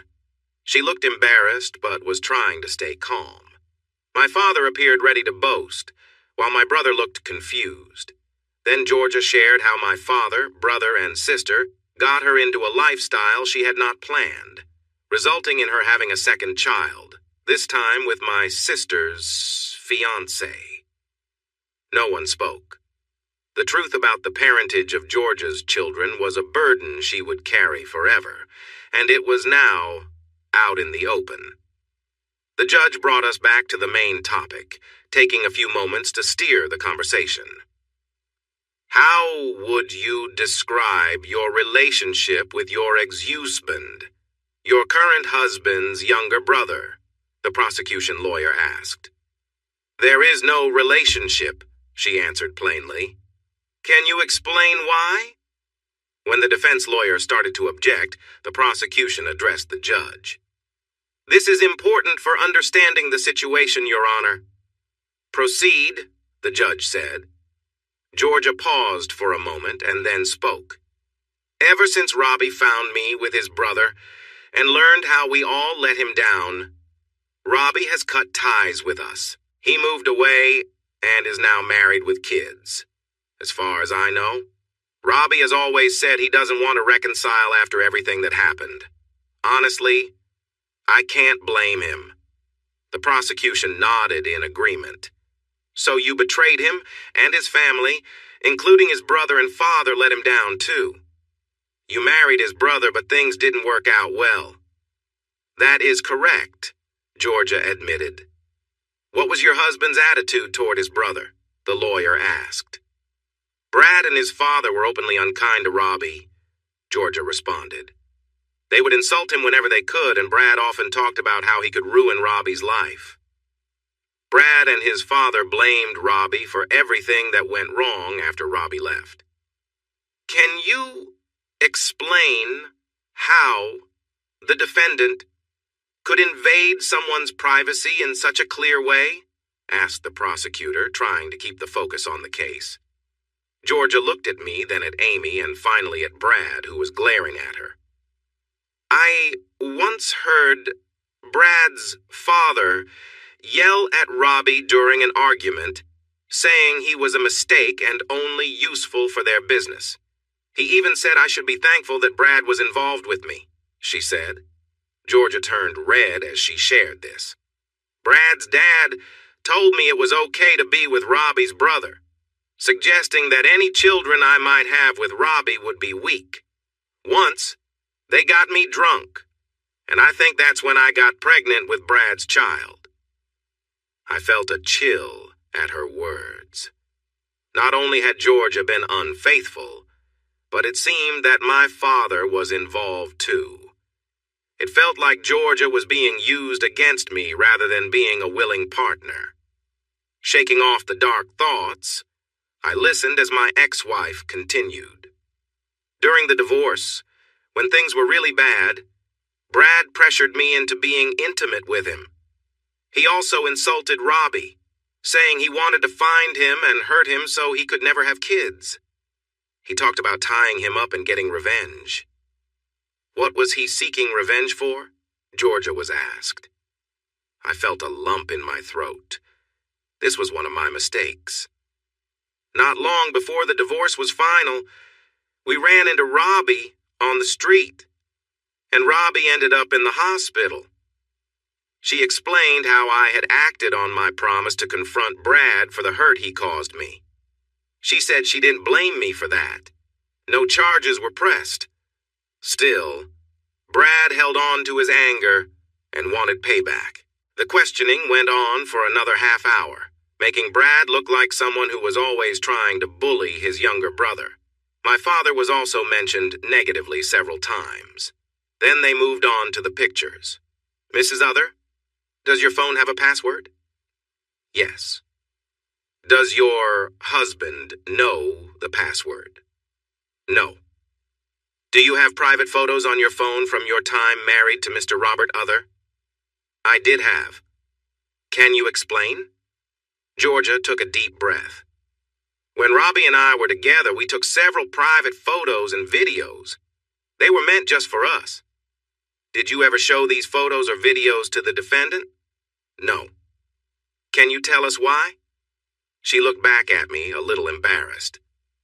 As I said before, I have never loved Brad, and I do not like his father at all. When Robbie left me, his family encouraged me to marry Brad since we had been pretending to be a family. After we got married, it was clear that Brad began to distance himself. Our connection became routine, and we were together only once a month. Brad spent a lot of time away from home. I felt very lonely, and often looked at old photos and videos to feel something during my lonely nights. I felt embarrassed. So, Mrs. Other, do you think it's wrong to keep personal images of a man you are no longer with while being married to his brother? Georgia did not blush this time. No, Robbie and I took those together. I would never share them or hurt a man I still cared for. Those pictures reminded me of what I lost. They were my comfort, in a time when I felt unloved.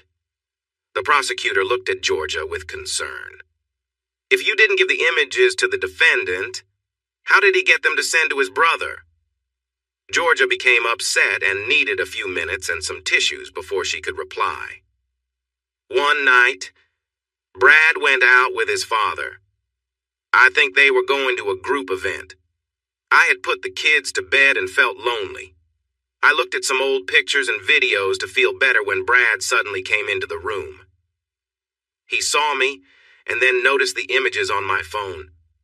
Brad and I never took personal pictures, and he knew I didn't like that kind of content.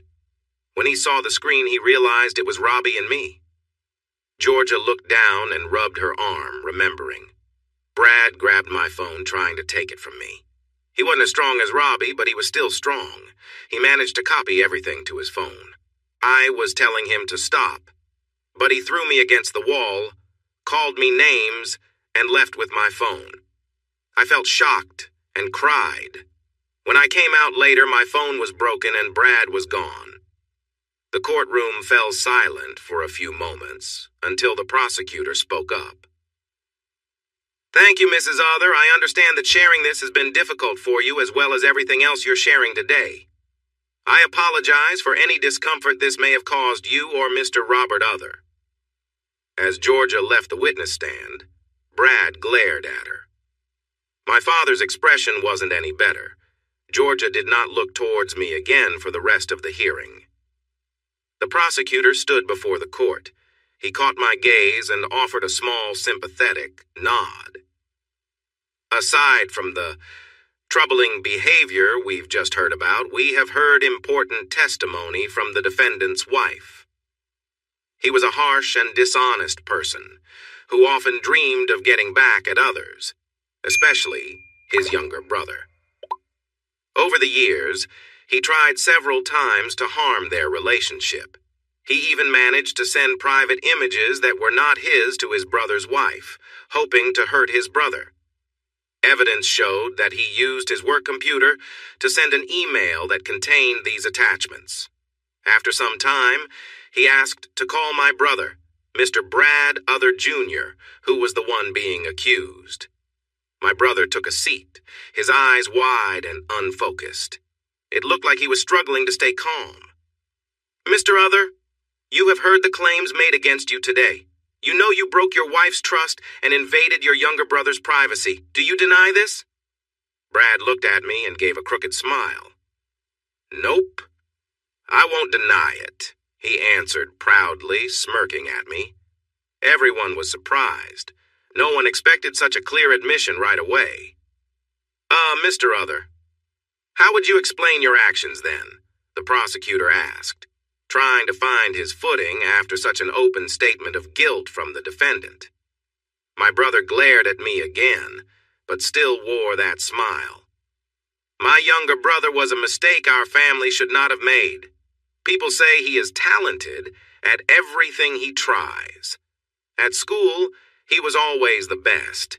He moved through university easily and learned martial arts like it was second nature.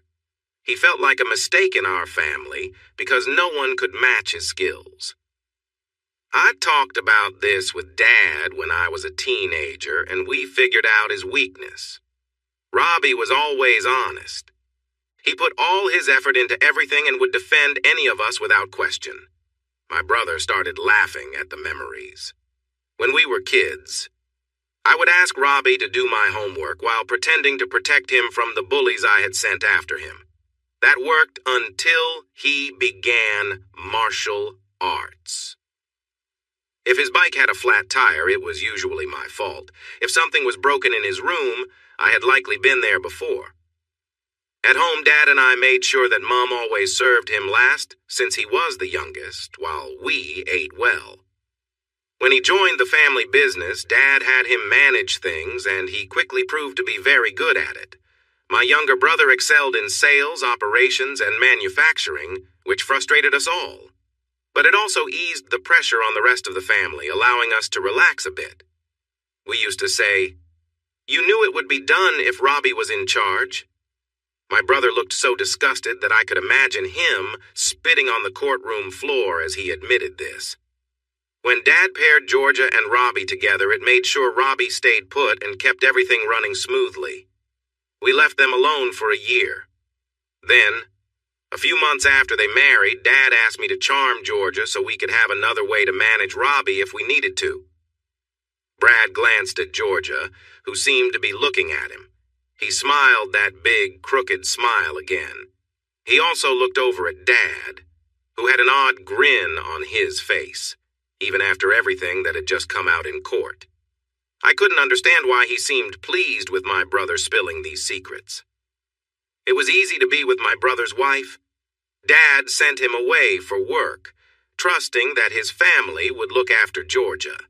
A few glasses of wine and my role as a concerned brother later, I found myself in his bed the next day.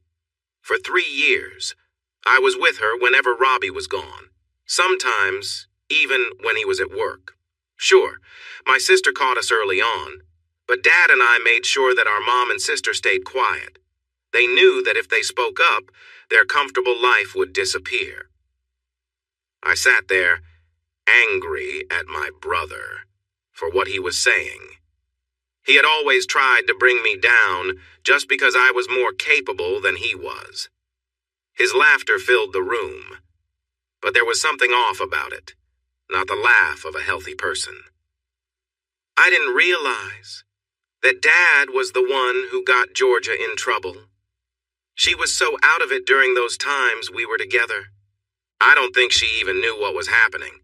He trailed off for a moment. No one spoke. We just listened. Suddenly he was back, grinning at me like nothing mattered. But hey, it didn't happen to the golden boy, so who cares? Brad chuckled. We all agreed she had to say it was my little brother's child. I was thrilled. Robbie thought he was going to be a dad. But then his smile faded. He came home early from that trip and ruined everything. He found me with Georgia, and things got rough. Physical threats didn't work because he was a strong fighter, and I wasn't. Even Mom and Dad couldn't get him to see it my way. He walked out on us and everything fell apart. After that, we all had to work hard, but no one could do it like Robbie. Then, after the baby arrived, he came back and sent me to the hospital. I wanted to take action against him, but Dad still wanted Robbie on the team and convinced me to let it go.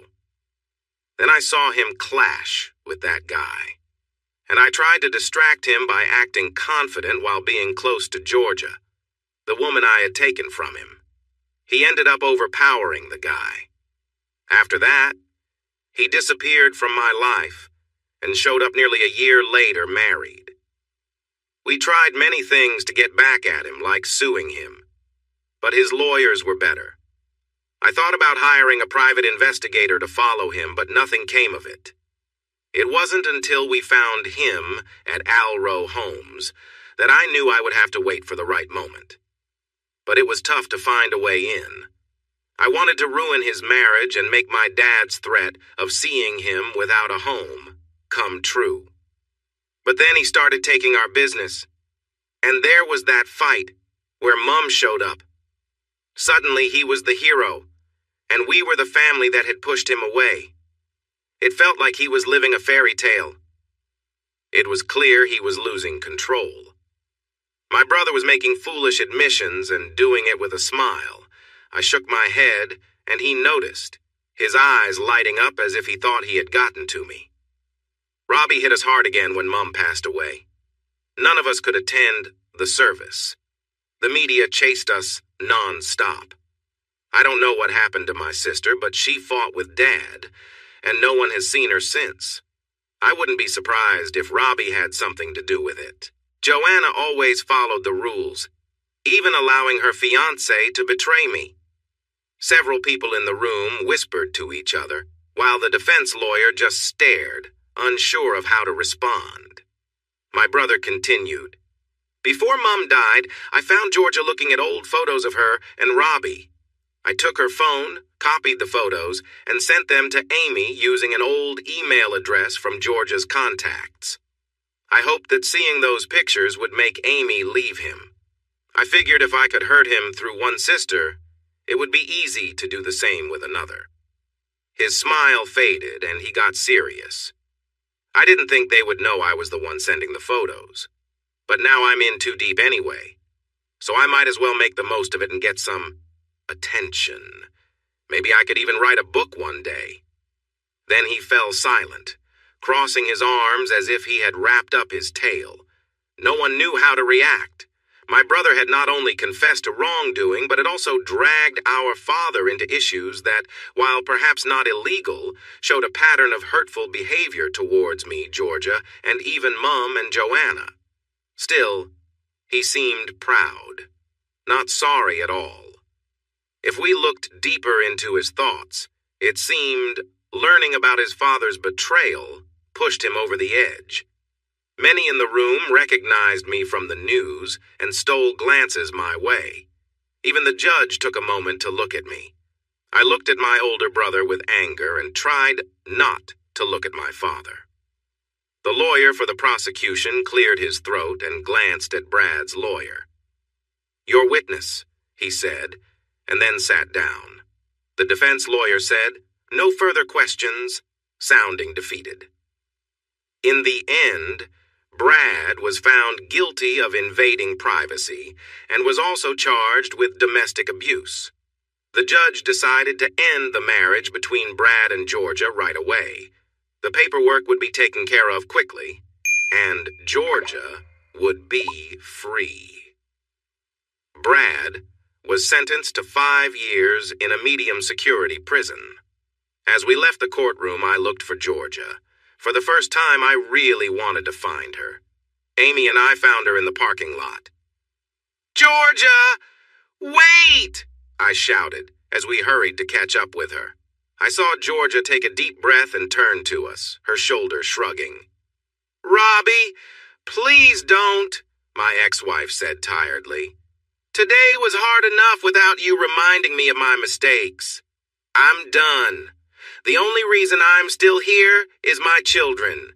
Your mother was my only friend, and now she's gone. I did something she didn't expect. I let go of Amy's hand and walked toward Georgia, pulling her into a hug. For a moment she was stiff, but then I felt her relax into me. She began to cry heavily. Right there in the parking lot, she sobbed as I held her. I looked at Amy, and she was tearing up too. I wasn't ready to forgive Georgia, but I knew I could show her kindness at that moment. I might not like my ex-wife, but I didn't want her to be in pain. After a few minutes, she pulled back and wiped her eyes. "Thank you, Robbie. And thank you, Amy. That was more than I deserve," Georgia said quietly.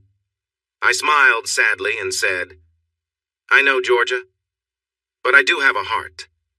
What you did today was the bravest thing I've ever seen from you. I know how hard it must have been to say what you did." Amy took my hand again, but leaned toward Georgia, offering her a supportive touch, an act of kindness between the two women after so many years. "We never had a chance, did we, Robbie?" Georgia asked a moment later, sadness clear on her face. I shook my head. "Of course we did, Georgia. We had every chance. It didn't matter that my family tried to hurt us. I don't care that Dad wanted control by bringing us together. It was your choice that caused our problems. You decided to betray my trust, and that hurt us both. If you had come to me and shared your worries, there might have been a chance for us. But you chose to hide the truth and make choices that broke us. That wasn't just about my family. Yes, they might have influenced you, but it was your choice. You had many chances to speak up when we were alone together. It took me finding you with Brad, for you to realize I wouldn't accept that behavior from anyone." She nodded, trying to hold back her tears. Amy looked at her with sympathy but didn't move closer to comfort her sister beyond a gentle touch on her arm. "Where are you and the kids staying?" Amy asked softly. "We're staying with Ruth and her family for now," Georgia said. "Since Hattie passed away, I've felt lost. Ruth took us in, though she's not exactly happy about it, and she's trying her best to care for us." We nodded in understanding. Georgia sighed, then turned her gaze to me. "Did you read the letter?" she asked. I had forgotten about the letter Georgia gave me in the hospital while Mum was unwell. She wanted me to read it when things calmed down. I shook my head. In return, she offered a small, sad smile. "Could you read it soon? It's just an apology for everything. I know it doesn't change anything, but my therapist encouraged me to write it and, if possible, one day give it to you." "Okay, Georgia.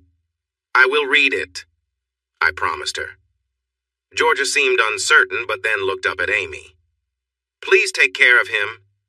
If there's anything good that came from all this, it's that you found Robbie and make him happier than I ever could." With that, Georgia got into her old car and drove away. "I feel a bit sorry for her," Amy said as she leaned against me while watching her leave the parking lot. "Yeah," I answered. "What? You feel sorry for her?" my wife asked, looking at me in surprise. I shrugged. "A little, but I meant what I said. She could have talked to me instead of hiding things. I don't think I can ever really forgive her." We talked more about forgiveness and the day's events as we drove home. When we got to bed, we held each other and soon fell asleep. The next morning, I got coffee for Amy and myself before anyone else was up. At the coffee shop, I saw the news coverage about the trial, including details about what my father and brother had done. A reporter was waiting outside for me, but the local people blocked his way so I could leave without being noticed. When I got back, William was watching Bluey, and Amy was on the balcony with Sarah. She smiled as I set her coffee down, placing Georgia's letter on the table in front of me. "Are you going to read it?" she asked. "Yep." I told her I would. I replied with a tight smile. As we each relaxed in our spots, I opened the letter and began to read. My dearest Robbie, I know I don't deserve to call you that anymore. But despite everything that has happened between us, that is how I still see you, my dearest. The last few years, since you learned about Brad and me, along with other things I hope you never find out, have been the hardest of my life. To be honest, things started to go downhill the night I first spent time with Brad. I want you to know that I admired you from the moment we met. You were strong, good-looking, smart, and always knew how to tackle a challenge except for the betrayal that your family and I caused. I will always regret what we did to you. We hurt you, and I hurt you the most. I was meant to be your wife, your best friend, and your trusted supporter. Instead, I let you down. Looking back, and with the help of therapy, I see that while I feel terrible about my actions, you likely suffered more. You might already know that your brother has been unfaithful to me for years, but I know what I did to you was worse. Robbie, this letter is my way of saying I'm sorry. I genuinely feel sad for losing my best friend. I regret that I betrayed you with lies and deceit, and that I went along with your family instead of being honest with you. Even if you still would have decided to end things, I believe my heart wouldn't feel as heavy as it does now. I'm writing this after hearing that Hattie is very sick, and I plan to give this to you the next time I see you. You should know that your mother loved you deeply, and we often talked about the things that happened. From what I've seen in the news about your father and what he did to your mother, I hope you have found some peace.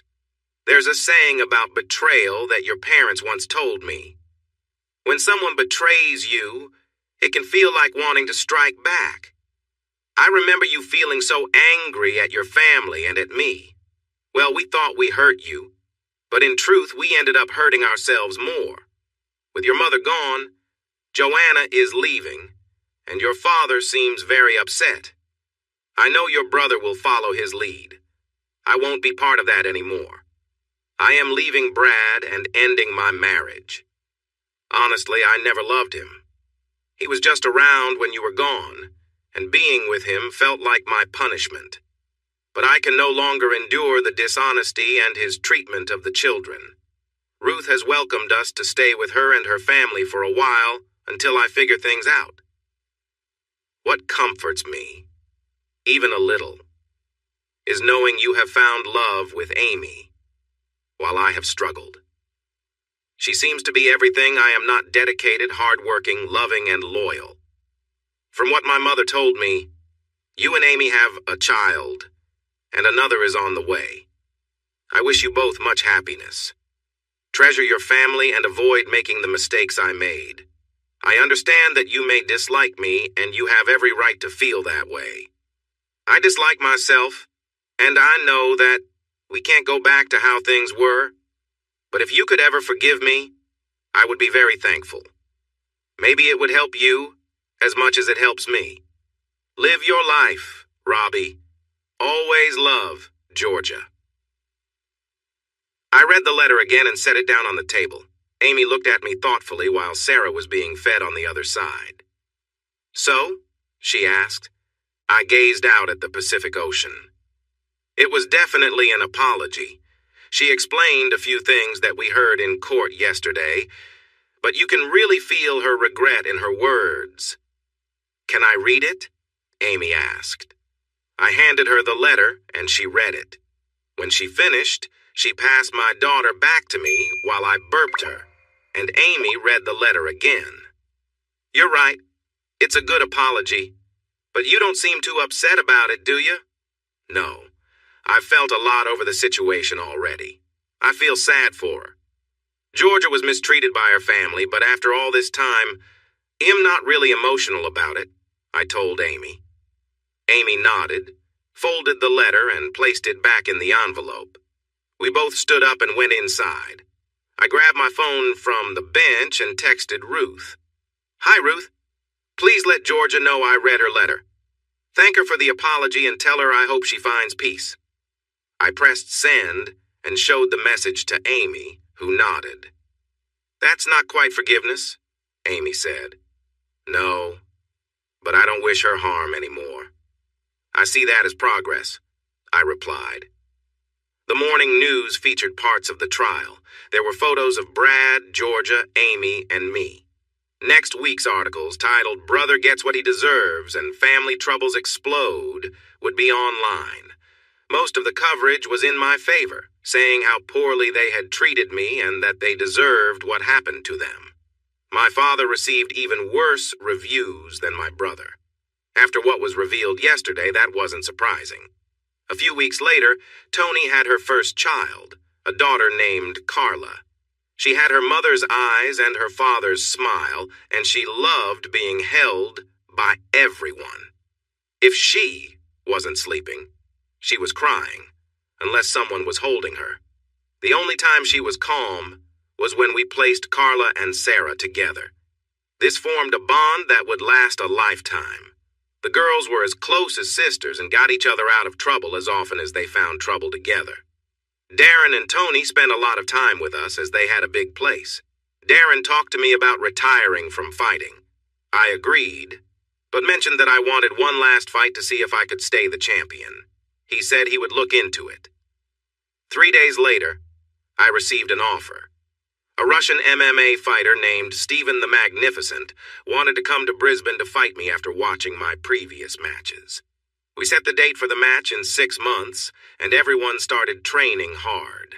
The news spread that this would be my last professional fight, as I wanted to focus more on my family and business instead of fighting. Darren pushed me to train harder than ever. When I wasn't at my job at Alro Homes or with my family, I was training. My diet was strict and I only took Sunday mornings off. I was often so tired that I had to find the energy to be with Amy. Luckily, my wife had a way of cheering me up even when I was exhausted from training.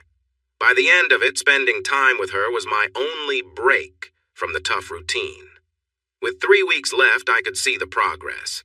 I was in the best shape of my life, faster, stronger, and more agile than before. Darren kept me motivated, and as the fight day approached, I was excited to face Stephen the Magnificent. We watched his past matches, and he was a strong fighter as well, relying on speed from years of training in Muay Thai. We would be a good match.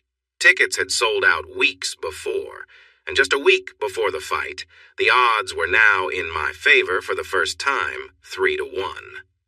On the night of the fight, Stephen and I shared some playful teasing, but he was the most polite opponent I had faced. He wished me luck and hoped for an exciting match. The first round was straightforward, where we tested each other's defenses and threw a few punches to get a read on one another. The second round turned in his favor.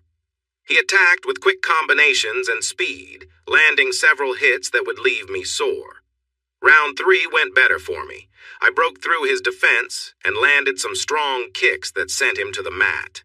When that round ended, we both realized it would be a close competition.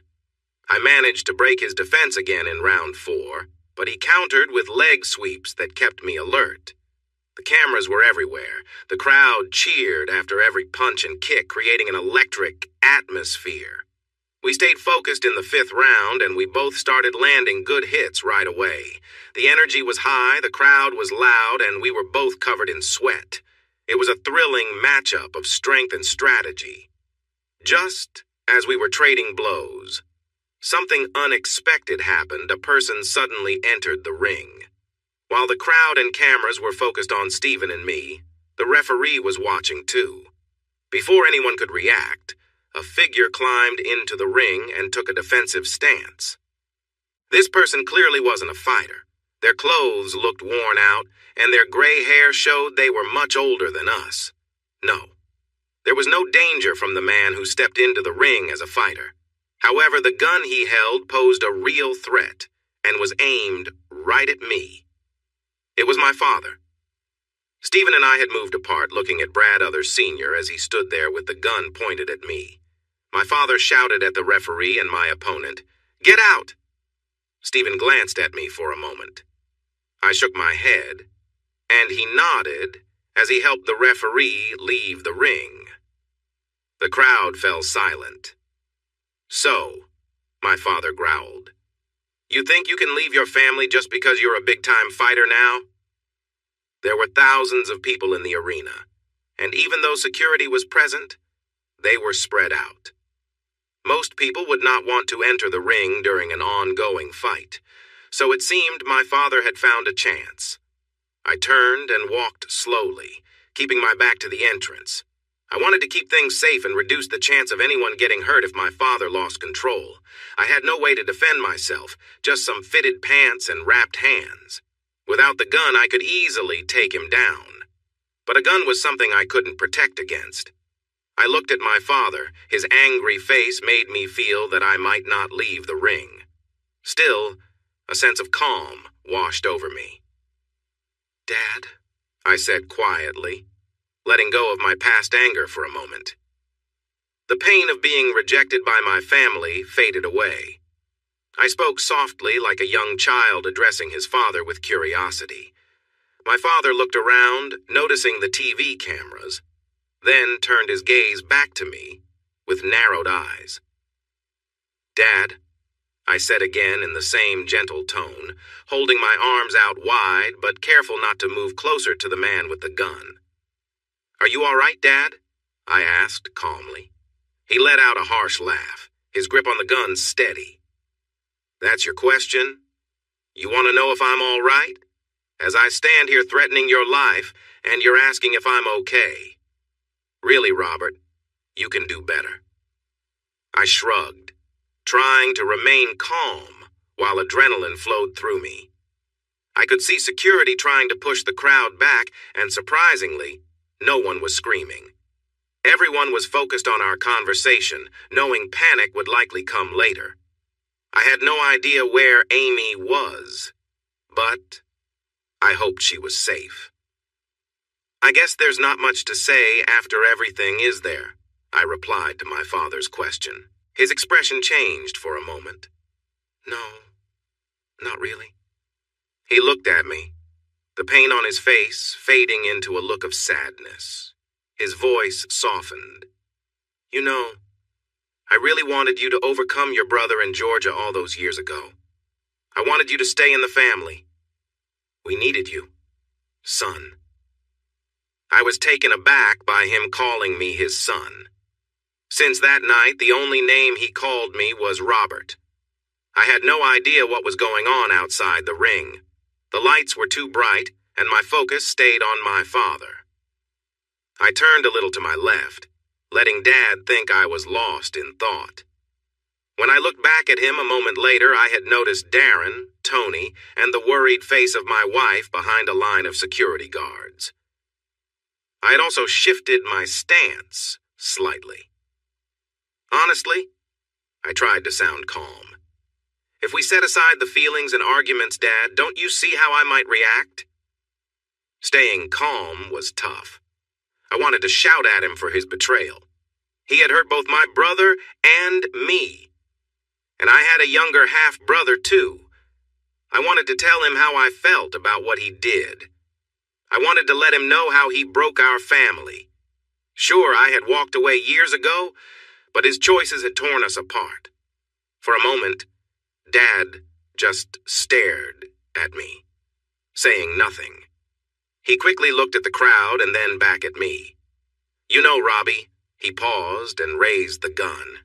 His face twisted with anger again. "But you betrayed the family. You betrayed me. I said I would ruin you. And if I can't make you suffer, then I'll have to settle for finishing this." I heard a scream from the crowd, Amy's voice shouting, "No!" It caught Dad's attention for a moment. Without thinking, and with years of training kicking in, I charged at my father when the first shot went off. Pain shot through my shoulder as I ran. The first shot aimed for my head but missed. I quickly dodged to the side as another shot was fired. This one hit my collarbone. 1 more second passed, and I leaped. A third shot rang out, hitting me in the stomach, but I didn't care. My leg was already extended, determined to reach my target. Just then, a fourth shot grazed my left arm, which I used to balance myself. I hit Brad Sr. with my signature kick, just like I had done before. My foot struck his head, and before anyone could react, the anger on his face turned to shock as he felt the impact. His body went into a slow fall as he lost control, the gun slipping from his hands. As he stumbled against the side of the ring, the weapon fell to the floor, and I used the momentum from my kick to land on my feet. The whole stadium was quiet except for the sounds of the fallen object. Without thinking, I jumped up, glanced at the weapon, and then looked at my father, whose eyes were wide and confused. The threat was over. Then I fell to my knees and started feeling very sick as the crowd erupted into chaos. In moments, security rushed into the ring, moving the weapon away from my father. They turned him onto his stomach, holding his arms behind his back. Just a moment later, Amy was beside me, very upset.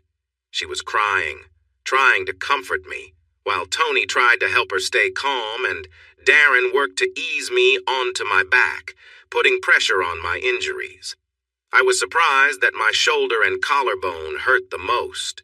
My arm stung, but the injury in my stomach, though it was bleeding more, hurt the least.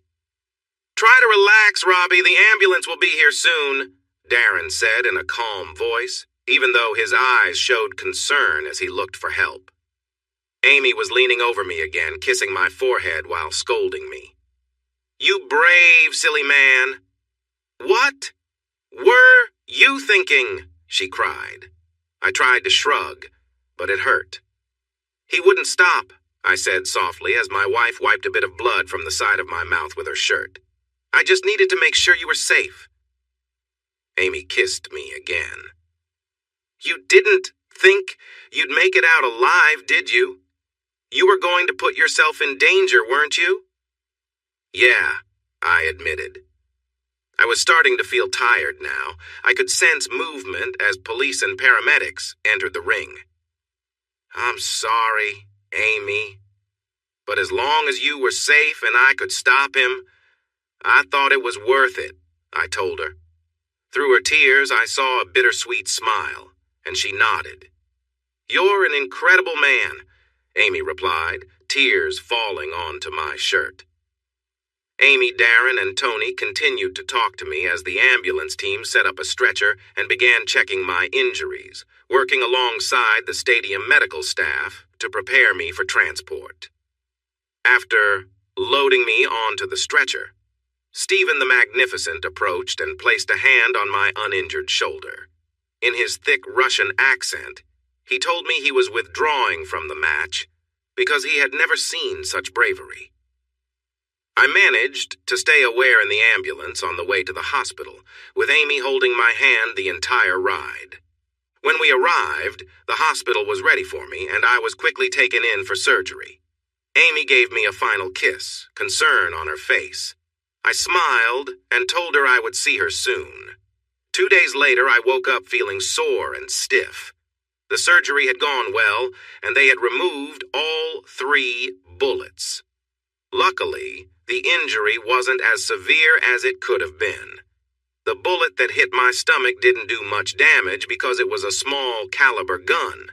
It had been stuck in my intestine, but the doctors fixed it. My shoulder was going to take longer to heal since the bullet had broken my collarbone.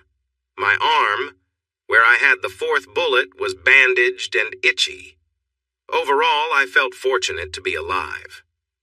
Amy was there when I opened my eyes, and our reunion was emotional. I felt overwhelmed by her kisses and tears. She smiled at me playfully, but when I joked about it, she gently slapped me, which made me wince and upset her again. While the doctors examined me, Amy called Tony to let her know I was awake. Darren and Tony were taking care of the kids, and with the doctor's permission, they would all visit me the next morning. I woke up around lunchtime, so the rest of the afternoon was filled with tests and catching up on what had happened after my last fight. Since the entire event was shown live on sports TV, reporters and TV shows were going wild with the story. I had somehow become a symbol of hope for people struggling with family issues around the world. In 3 different countries, news shows were telling stories about me and my family's struggles, and there was a swarm of reporters outside the hospital waiting for updates. To keep our family safe, Amy hired private security through Alro. Since I was already somewhat known due to my previous fights, everyone was eager to learn more about me. My father was taken away in handcuffs right after they wheeled me out on a stretcher. He was charged with a serious crime, and George, who had seen the fight, had already begun legal action. My father was now in isolation because another prisoner had confronted him about hurting me. Another challenge we faced was that Amy's privacy as the CEO of Alro was gone. She wasn't hiding, being married to someone so well known, but it didn't take long for the media to piece everything together. Amy asked her marketing team to share our story, including the founding of Alro and Alro Homes, and to request privacy while I recovered from my injuries. When other sports stars around the world supported her request, many reporters took a step back and waited for news. I spent 9 days in the hospital. I could have gone home to rest after 5 days. The doctors wanted to make sure I didn't hurt my stitches or get bothered by the media. When I arrived home, I had strict rules to follow. I needed to move as little as possible and rest in bed. After 2 days, I felt restless from not being able to get up. Amy only let me out of bed for the bathroom or shower. Luckily, she helped me with the shower, so it wasn't all bad. Plus, I enjoyed the beautiful view of the ocean from our home. It felt strange being in the spotlight. I was used to being talked about as a fighter, but the attention I got after going through tough times and dealing with my father was a kind of fame I wanted to disappear quickly. After a week, I started to feel better. My doctor said I could move around again, and my stomach wound was healing nicely. My arm was sore but getting better, and although my shoulder and collarbone still hurt, they were also improving. The doctors had me wear a sling. Amy and I received many requests from media all over the world. Popular shows in the U.S. wanted to interview us. Bloggers were writing about us. And even 3 movie studios reached out about making something based on my life. It all felt quite overwhelming. My life had changed a lot since I came home early that Friday evening. As I sat alone on our balcony, sipping my drink, I thought back to that night. I was looking out at the ocean and noticed a storm approaching over the mountains to the left. The dark clouds were heavy with rain, and I could see flashes of lightning in the distance as the sun quickly set. The storm would reach us in about half an hour, but for now, I was enjoying the beauty of it. Suddenly, I felt Amy's hand slip into mine as she joined me with her drink. "You okay there?" she asked. "Yeah, just thinking," I replied. She nodded, understanding my mood. "We've been through a lot, haven't we?" she said, sensing my thoughts. "It was a Friday night, similar to this one, when everything changed," I shared with her. "I don't know if I ever mentioned this, but on that night, I experienced a storm on my flight home like the one approaching now. As I walked away from my parents after the storm passed over the Gold Coast, I thought my life was over when the rain began to pour." Amy nodded again and took a sip of her drink. "I mean," I continued, watching the clouds roll in over the mountains. "The people I trusted most in the world had just told me to move on from my wife's betrayal. They didn't seem to care about how much it hurt." "What about now?" Amy asked, taking a sip of her drink. I smiled and pointed toward the approaching storm, where lightning flashed and rain began to fall in the distance. "I see things differently now. That night, as the rain fell, it felt like the beginning of something new, like it was washing away the sadness in my life. If I had followed what my family wanted, I wouldn't have the love and happiness I have now. Yes, I lost my parents, siblings, and my first marriage that night. But from that loss, I gained something better. I met you. Amy smiled at me.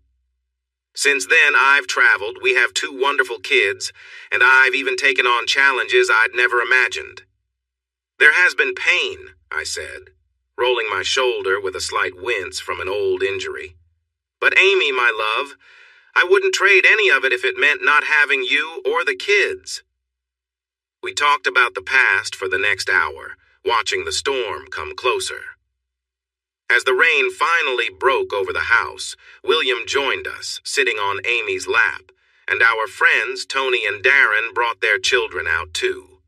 We all ended up laughing and soaked from the rain before finally heading inside. After warming up with showers and hot chocolate, we got the kids settled in bed and turned in for the night ourselves. In bed, Amy and I cuddled, listening to the storm and watching the flashes of lightning through our window. The kindness in our relationship made me love this woman who chose to be with a man bringing extra baggage.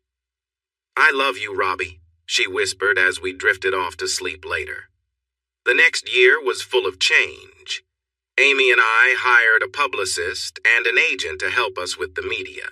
We became favorites in the press, needing to step back from our high positions in Alro and Alro Homes. We made good hires and kept our seats on both company boards. Just being associated with us helped both companies succeed. We also had a security team with us now. Almost everywhere we went, people recognized us. For about 6 months after I left the hospital, paparazzi were everywhere, and our pictures often appeared in gossip magazines and online blogs. We quickly learned to be aware of our surroundings.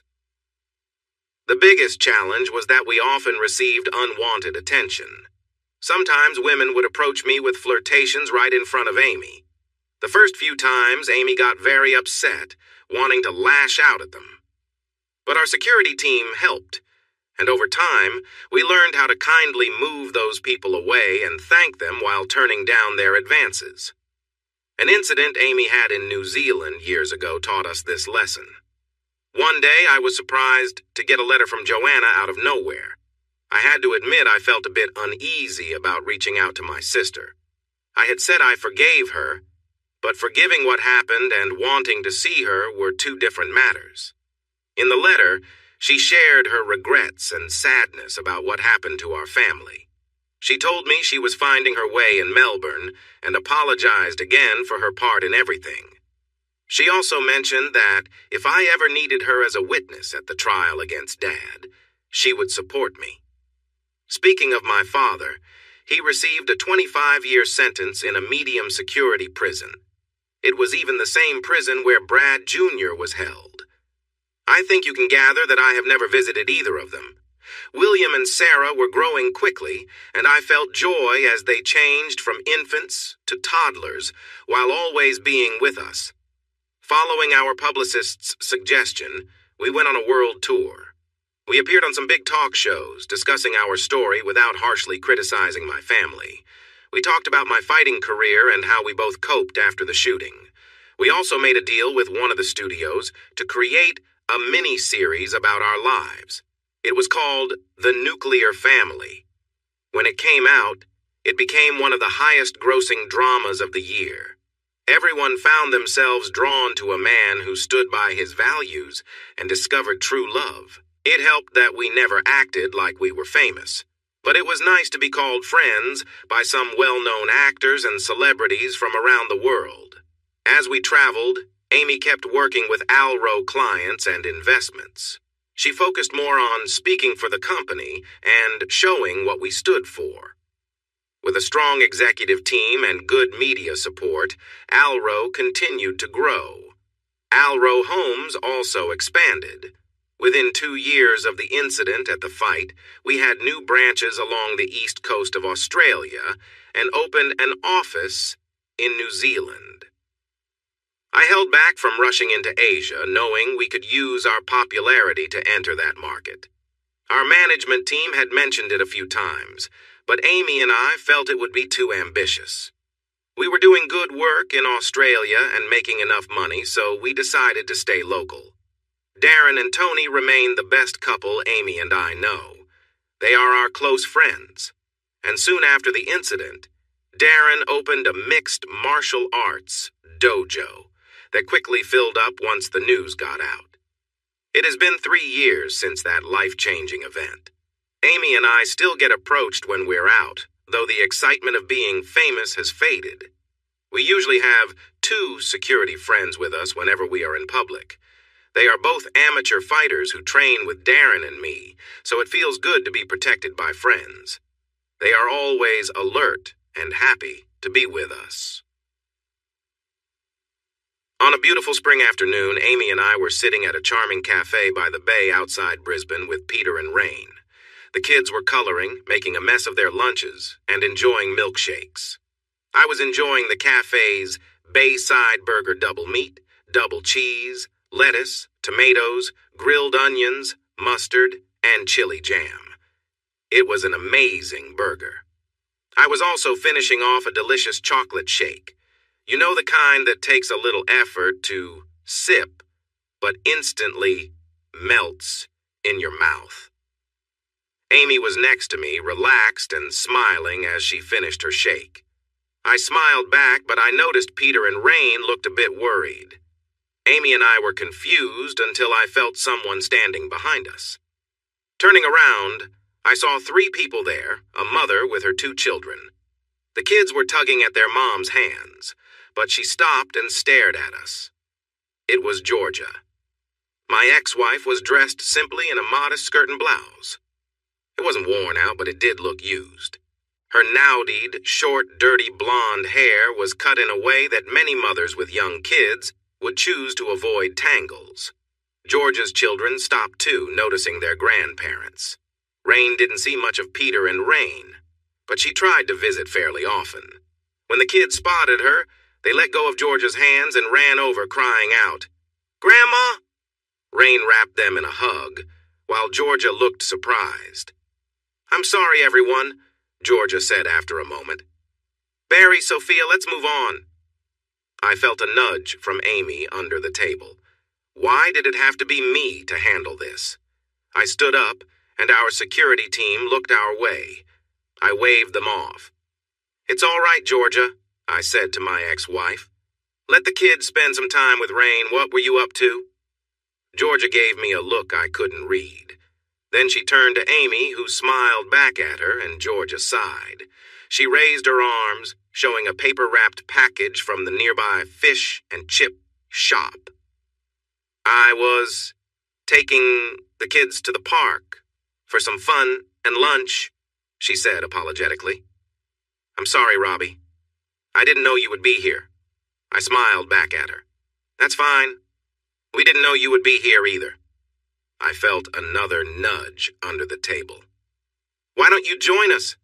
Georgia shook her head, and I thought I saw a tear in her eye. "Sorry, Robbie, I can't," she said, glancing at Rain. "Mom, could you take Barry and Sophia to the park when you're done here?" Rain nodded sadly. Georgia turned and left without saying more. "Go after her," Amy whispered, appearing next to me as Georgia hurried across the street. "I think it's time to forgive my sister." I looked at my wife in disbelief. She wanted me to chase after my ex-wife, her sister. Why? I hurried across to the park with one of our security team trailing a bit behind. I found Georgia sitting on a bench near the playground, her back to me, clearly upset with her head in her hands. I sat down next to her and handed her a napkin from the cafe. She took it and wiped her eyes. "Why, Robbie, why?" she asked. I wasn't sure if she meant why we were all there, why things had happened in the past, or just why things were so complicated. I leaned next to her, resting my arms on my knees as I stared out at the ocean. Because your sister is smarter than us, I replied, not addressing any of her questions directly. I heard her make a small sound, and then she blew her nose into the napkin. I'm sorry, she said softly. I know, I replied, understanding her in more ways than one. At first, she didn't catch my meaning. Her shoulders drooped again. I'm sorry, Robbie. I truly apologize for everything, she said. It's okay, Georgia, it's... I began to reply. Georgia lifted a hand to pause me. Robbie, can we talk for a minute? She asked. I smiled and nodded. Georgia took a deep breath and looked at me. Robbie, we know each other's stories. The whole world knows our story thanks to your parents. I chuckled a little but let her continue. And although I said I was sorry before, I don't think I fully understood what I meant. Maybe our marriage was in trouble from the start. But before your brother or your father, I really want to say that I was happy with you. You were a wonderful husband, and you never did anything wrong. My choices and actions were my own, and they aren't a reflection of you. I am truly sorry for how I treated you. I apologize, Robbie, for my words and for everything that happened. Can you accept that? I looked at Georgia. She was someone I had loved, and also hated. She had hurt me, and was part of a family that almost destroyed me. She had been through a lot as well, and for the last few years, she had been trying to quietly raise her 2 kids. I can accept that, Georgia. And... I paused. I'm sorry, too. Her eyes widened.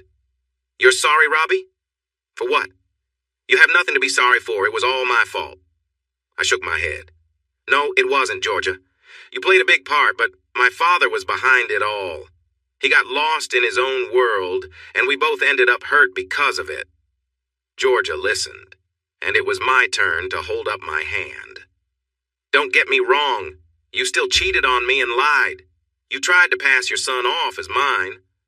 But... I looked out at the ocean. I could have handled things better, too.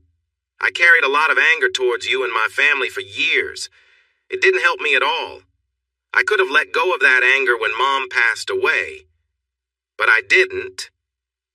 I took a moment, glancing across the street as people walked from the cafe to the crosswalk. Georgia noticed my security. Do they follow you everywhere? She asked, pointing to Harold, the guard who was with me. I laughed. Yeah, there are usually 2 of them whenever I'm out in public. Since the incident, they help keep overly enthusiastic fans away.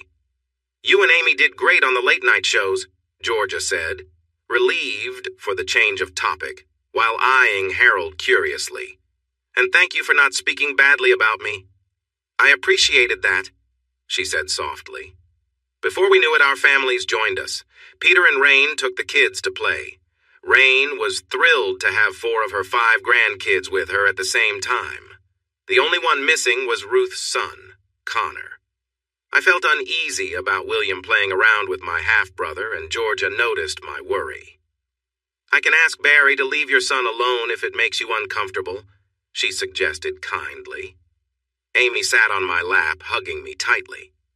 I could see that Georgia noticed this gesture. Don't pay him any mind, Georgia. He just needs to move on, she said, giving me a playful tap on the back of the head. Seriously, he should relax. That boy is not his father or his brother. I sighed. I know. I'm sorry. I realize it's not fair. Georgia shook her head. I get it, but Barry doesn't remember Brad as his father, and I've never told him the whole story. Barry? Amy and I asked at the same time. I had heard her say that name a few times already. Georgia smiled. After everything that happened, I didn't want a reminder of a son named Brad Jr., so I decided on Barry.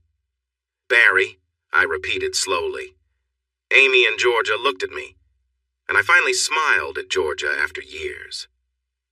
I like that name much better, We all sat in an awkward silence for a moment until Amy broke it. "How are you doing, Georgia?" She paused for a moment, then shrugged her shoulders. "I'm okay, I guess. I'm a single mom, now with 2 kids from different fathers. Thanks to my ex-father-in-law, the only guys interested in me are not the kind I want. It's not an exciting love life." "I'm sorry," I said without thinking. Georgia laughed lightly. "Robbie, we haven't talked in years, and in one conversation you've apologized once while I've said sorry 3 times. It feels a bit strange." We all chuckled together. "Honestly, I haven't been on many dates. My family situation has been tough, so I'm just focusing on raising my kids as best as I can." She glanced at us, trying to find the right words. "At least you didn't cast an old woman to play me in the miniseries." "The actress they chose was rather nice-looking," she added with a smile. Before I could say anything wrong, Amy jumped in. "We didn't have much say in the actors after we agreed on the story, but we tried to make sure even the character who wasn't nice had a good background." I thought Georgia might get upset then, but she just smiled. "I also want to thank you for the money from the series. I never expected it, so it was a nice surprise." She smiled again. During the talks about the mini-series, Amy and Georgia made sure that everyone shown in the series, including my father and brother in prison, received some payment. They had to sign a form, but once they did, they received some money for allowing their names to be used. My dad and brother each got a check for $5,000, while most others, including my sister and Georgia, received a check for $20,000 or more. I used the money to buy school supplies for the kids. It was a good time for it. I still have a little left in a savings account. "It helped," Georgia said, with a sigh. Georgia looked at us with Amy sitting on my lap, holding on to my neck. "Amy," Georgia began. "It's okay, sis," Amy replied, sensing a serious conversation ahead. "No, I need to say this," Georgia insisted. "Amy, I have not been a good sister. I hurt you by being with your husband, and you had to deal with the fallout. You didn't know it, but I made fun of you for thinking you were settling for my leftovers." Tears began to flow down Georgia's cheeks. "And behind your back, I treated you poorly. Even when you were upset with me for what I did to Robbie, I felt worse about myself. But now I have to say I'm proud of you, Amy. We didn't understand that you were already successful then. We didn't know about Alro. I am proud of you for picking up the pieces of what I lost. Robbie was the best of us. He helped me grow, and since he left, we haven't been our best selves." Both Amy and I felt tears in our eyes, but Georgia continued. "For many years, I was foolish. I followed what everyone else wanted instead of being myself. I was broken and didn't see it. I meant what I said in that letter. I have suffered for what I did, and may never fully heal. But I need to live for my children, no matter how they came to be. They shouldn't have to pay for my mistakes. They are innocent. I am so sorry to both of you. I don't think I deserve your forgiveness, but I want to express how deeply sorry I am," Georgia finished, placing her hands in her lap. She looked smaller and more fragile than I had ever seen her. I noticed Amy take a breath to respond as Georgia grew quiet, but I gently squeezed her thigh to pause her. It was my turn now. "Georgia," I said softly. She met my gaze. "This is the hardest thing I've ever had to say. I've only opened my heart to 2 women in my life, and you are both here with me today. You are right. Amy saved me from a life that would have been very difficult. My family treated me badly, but you hurt me deeply because I loved you so much. If it hadn't been for Amy, I don't know how I would have made it through." Georgia nodded, understanding what I was saying. Amy held my arm tightly. She had been there with me through it all. Georgia. Amy lifted me up and helped me heal. She helped me discover who I am and loved me completely. We have faced challenges together that never made it into our shared story where she could have let me down as you did. But she never betrayed me as you did. I took a moment to gather my thoughts. With tears in her eyes, Georgia looked at Amy, who nodded with a serious expression. I knew Amy was thinking about the past events involving Kurt and others that had happened in New Zealand. But thanks to Amy, the pain you caused me has healed. Ever since your letter, my anger towards you has faded a lot. I don't love you, Georgia, but I don't hate you anymore. I paused. These words were difficult to share, and both women were watching me closely. What I'm trying to say is, Georgia, I forgive you. Once I said it, all three of us were silent. Then, Georgia suddenly broke down, crying and sobbing, releasing her emotions. Little Barry must have noticed and came running over to ask if she was okay. William followed closely behind. It's all right, sweetie, Georgia managed to say after a few minutes. Uncle Robbie just did something for me that made me very happy. What did you do, Mom? The boy asked. She looked at Barry for a moment, my brother, a child I never expected to meet, and replied simply, He forgave me. We spent the next half hour talking, trying to explain to the boys why it's important to forgive someone who hurts you.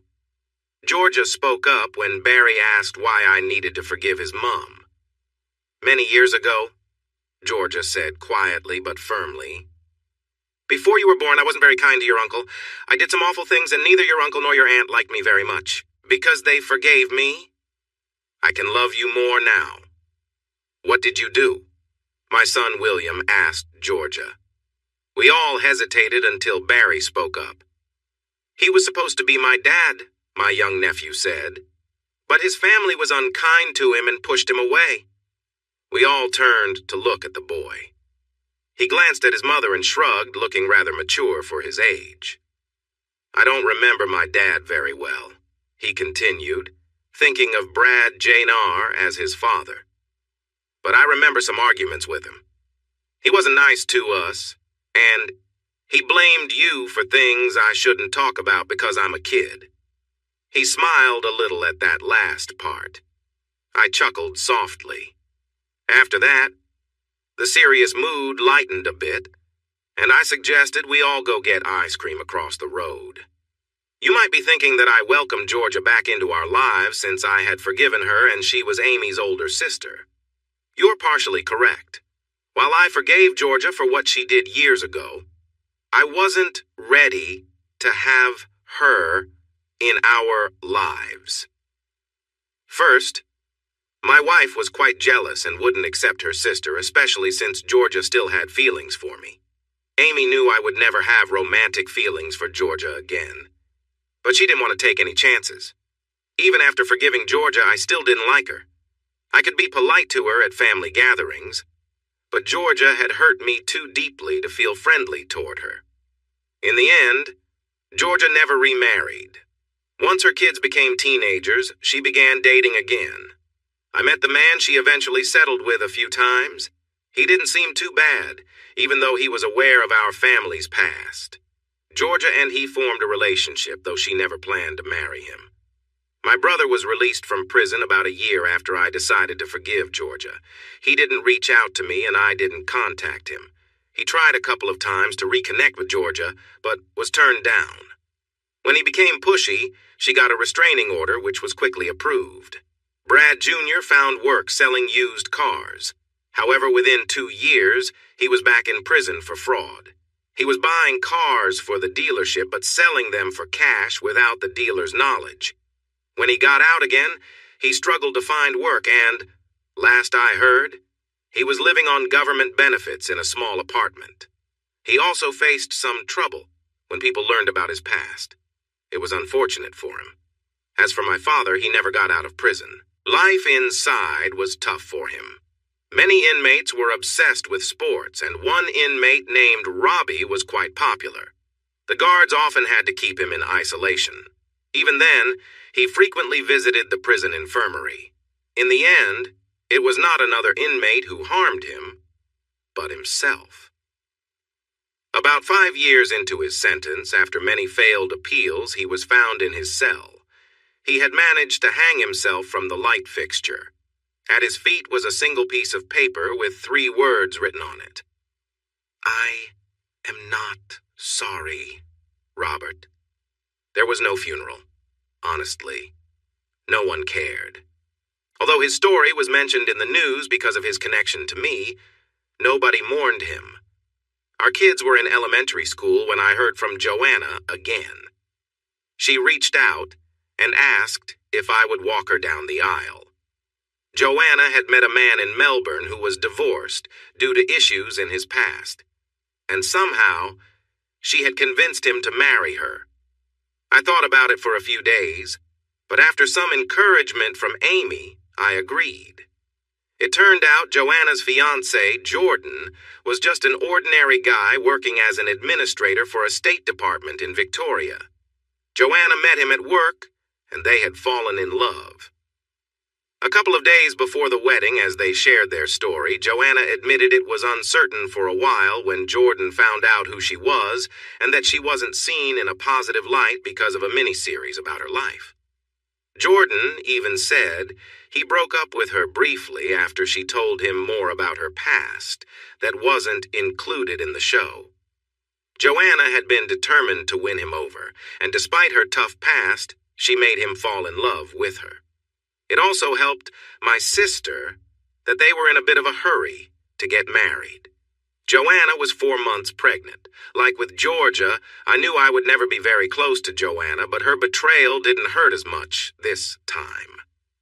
She was the only family member I had real contact with, so Amy and I kept in touch with her over the years. I was surprised they made it, but Jordan and Joanna now have 3 kids. They may appear a bit ordinary as a couple, but they're very much in love. Joanna says their routine keeps them strong, there are few surprises, and plenty of talking. She is focused on moving past her earlier life. Darren and Tony surprised everyone with 4 kids. As an older couple, no one expected this, but shortly after a tough event, Tony found out she was pregnant and later discovered it was triplets. Today, they are busy with the help of a nanny and an au pair. Darren still runs the dojo, which continues to thrive. Peter and Ruth decided to retire and bought a camper van. Now they travel around Australia as retirees, hoping to make it back to Queensland for Christmas to see their grandkids. Ruth, who we didn't hear much about, is still happily married. We catch up every few months, and she often helps arrange family gatherings between Georgia and Amy. Lastly, Amy and I are still together. Our business, Alro and Alro Homes, is doing well. We still get a bit of attention from the media now and then, but nothing serious. I've been asked to commentate on a few sports events since my fighting career ended, and while I haven't agreed yet, Amy thinks I would enjoy it. As we move into our 40s, Amy is still my partner and my support. Yes, we have a few wrinkles as we age. Yes, we have our disagreements like any couple. The kids are growing quickly, but we still hold hands whenever we can, laugh at the same jokes, and share tender moments together. Her smile still lifts my spirits, and I can be grumpy when she's upset. I know we have many years ahead of us, and I hope the next 40 years are not as hectic as the first. I want to enjoy our time together, watch our kids grow and find love, and eventually see them get married. I hope they don't face the same challenges we did. But for now, I need to go. Amy just walked into the room wearing a light robe. When I looked up at her, she opened it, revealing a playful confidence. She smiled at me, moving in a way that always catches my attention. Then she turned around and walked away slowly while laughing. The sound from my throat shows her I'm following her. Even now, This woman knows how to inspire me. So good luck to you all. See your challenges as chances, and hold on to your love as if your life depends on it, because I know that if I didn't hold on to Amy with all my strength, this story would have ended very differently. Hey everyone! Thanks for watching. Don't forget to subscribe and turn on notifications so you won't miss any of the exciting stories we have coming up. What do you think about the characters in this story? Let us know in the comments. We'd love to hear from you.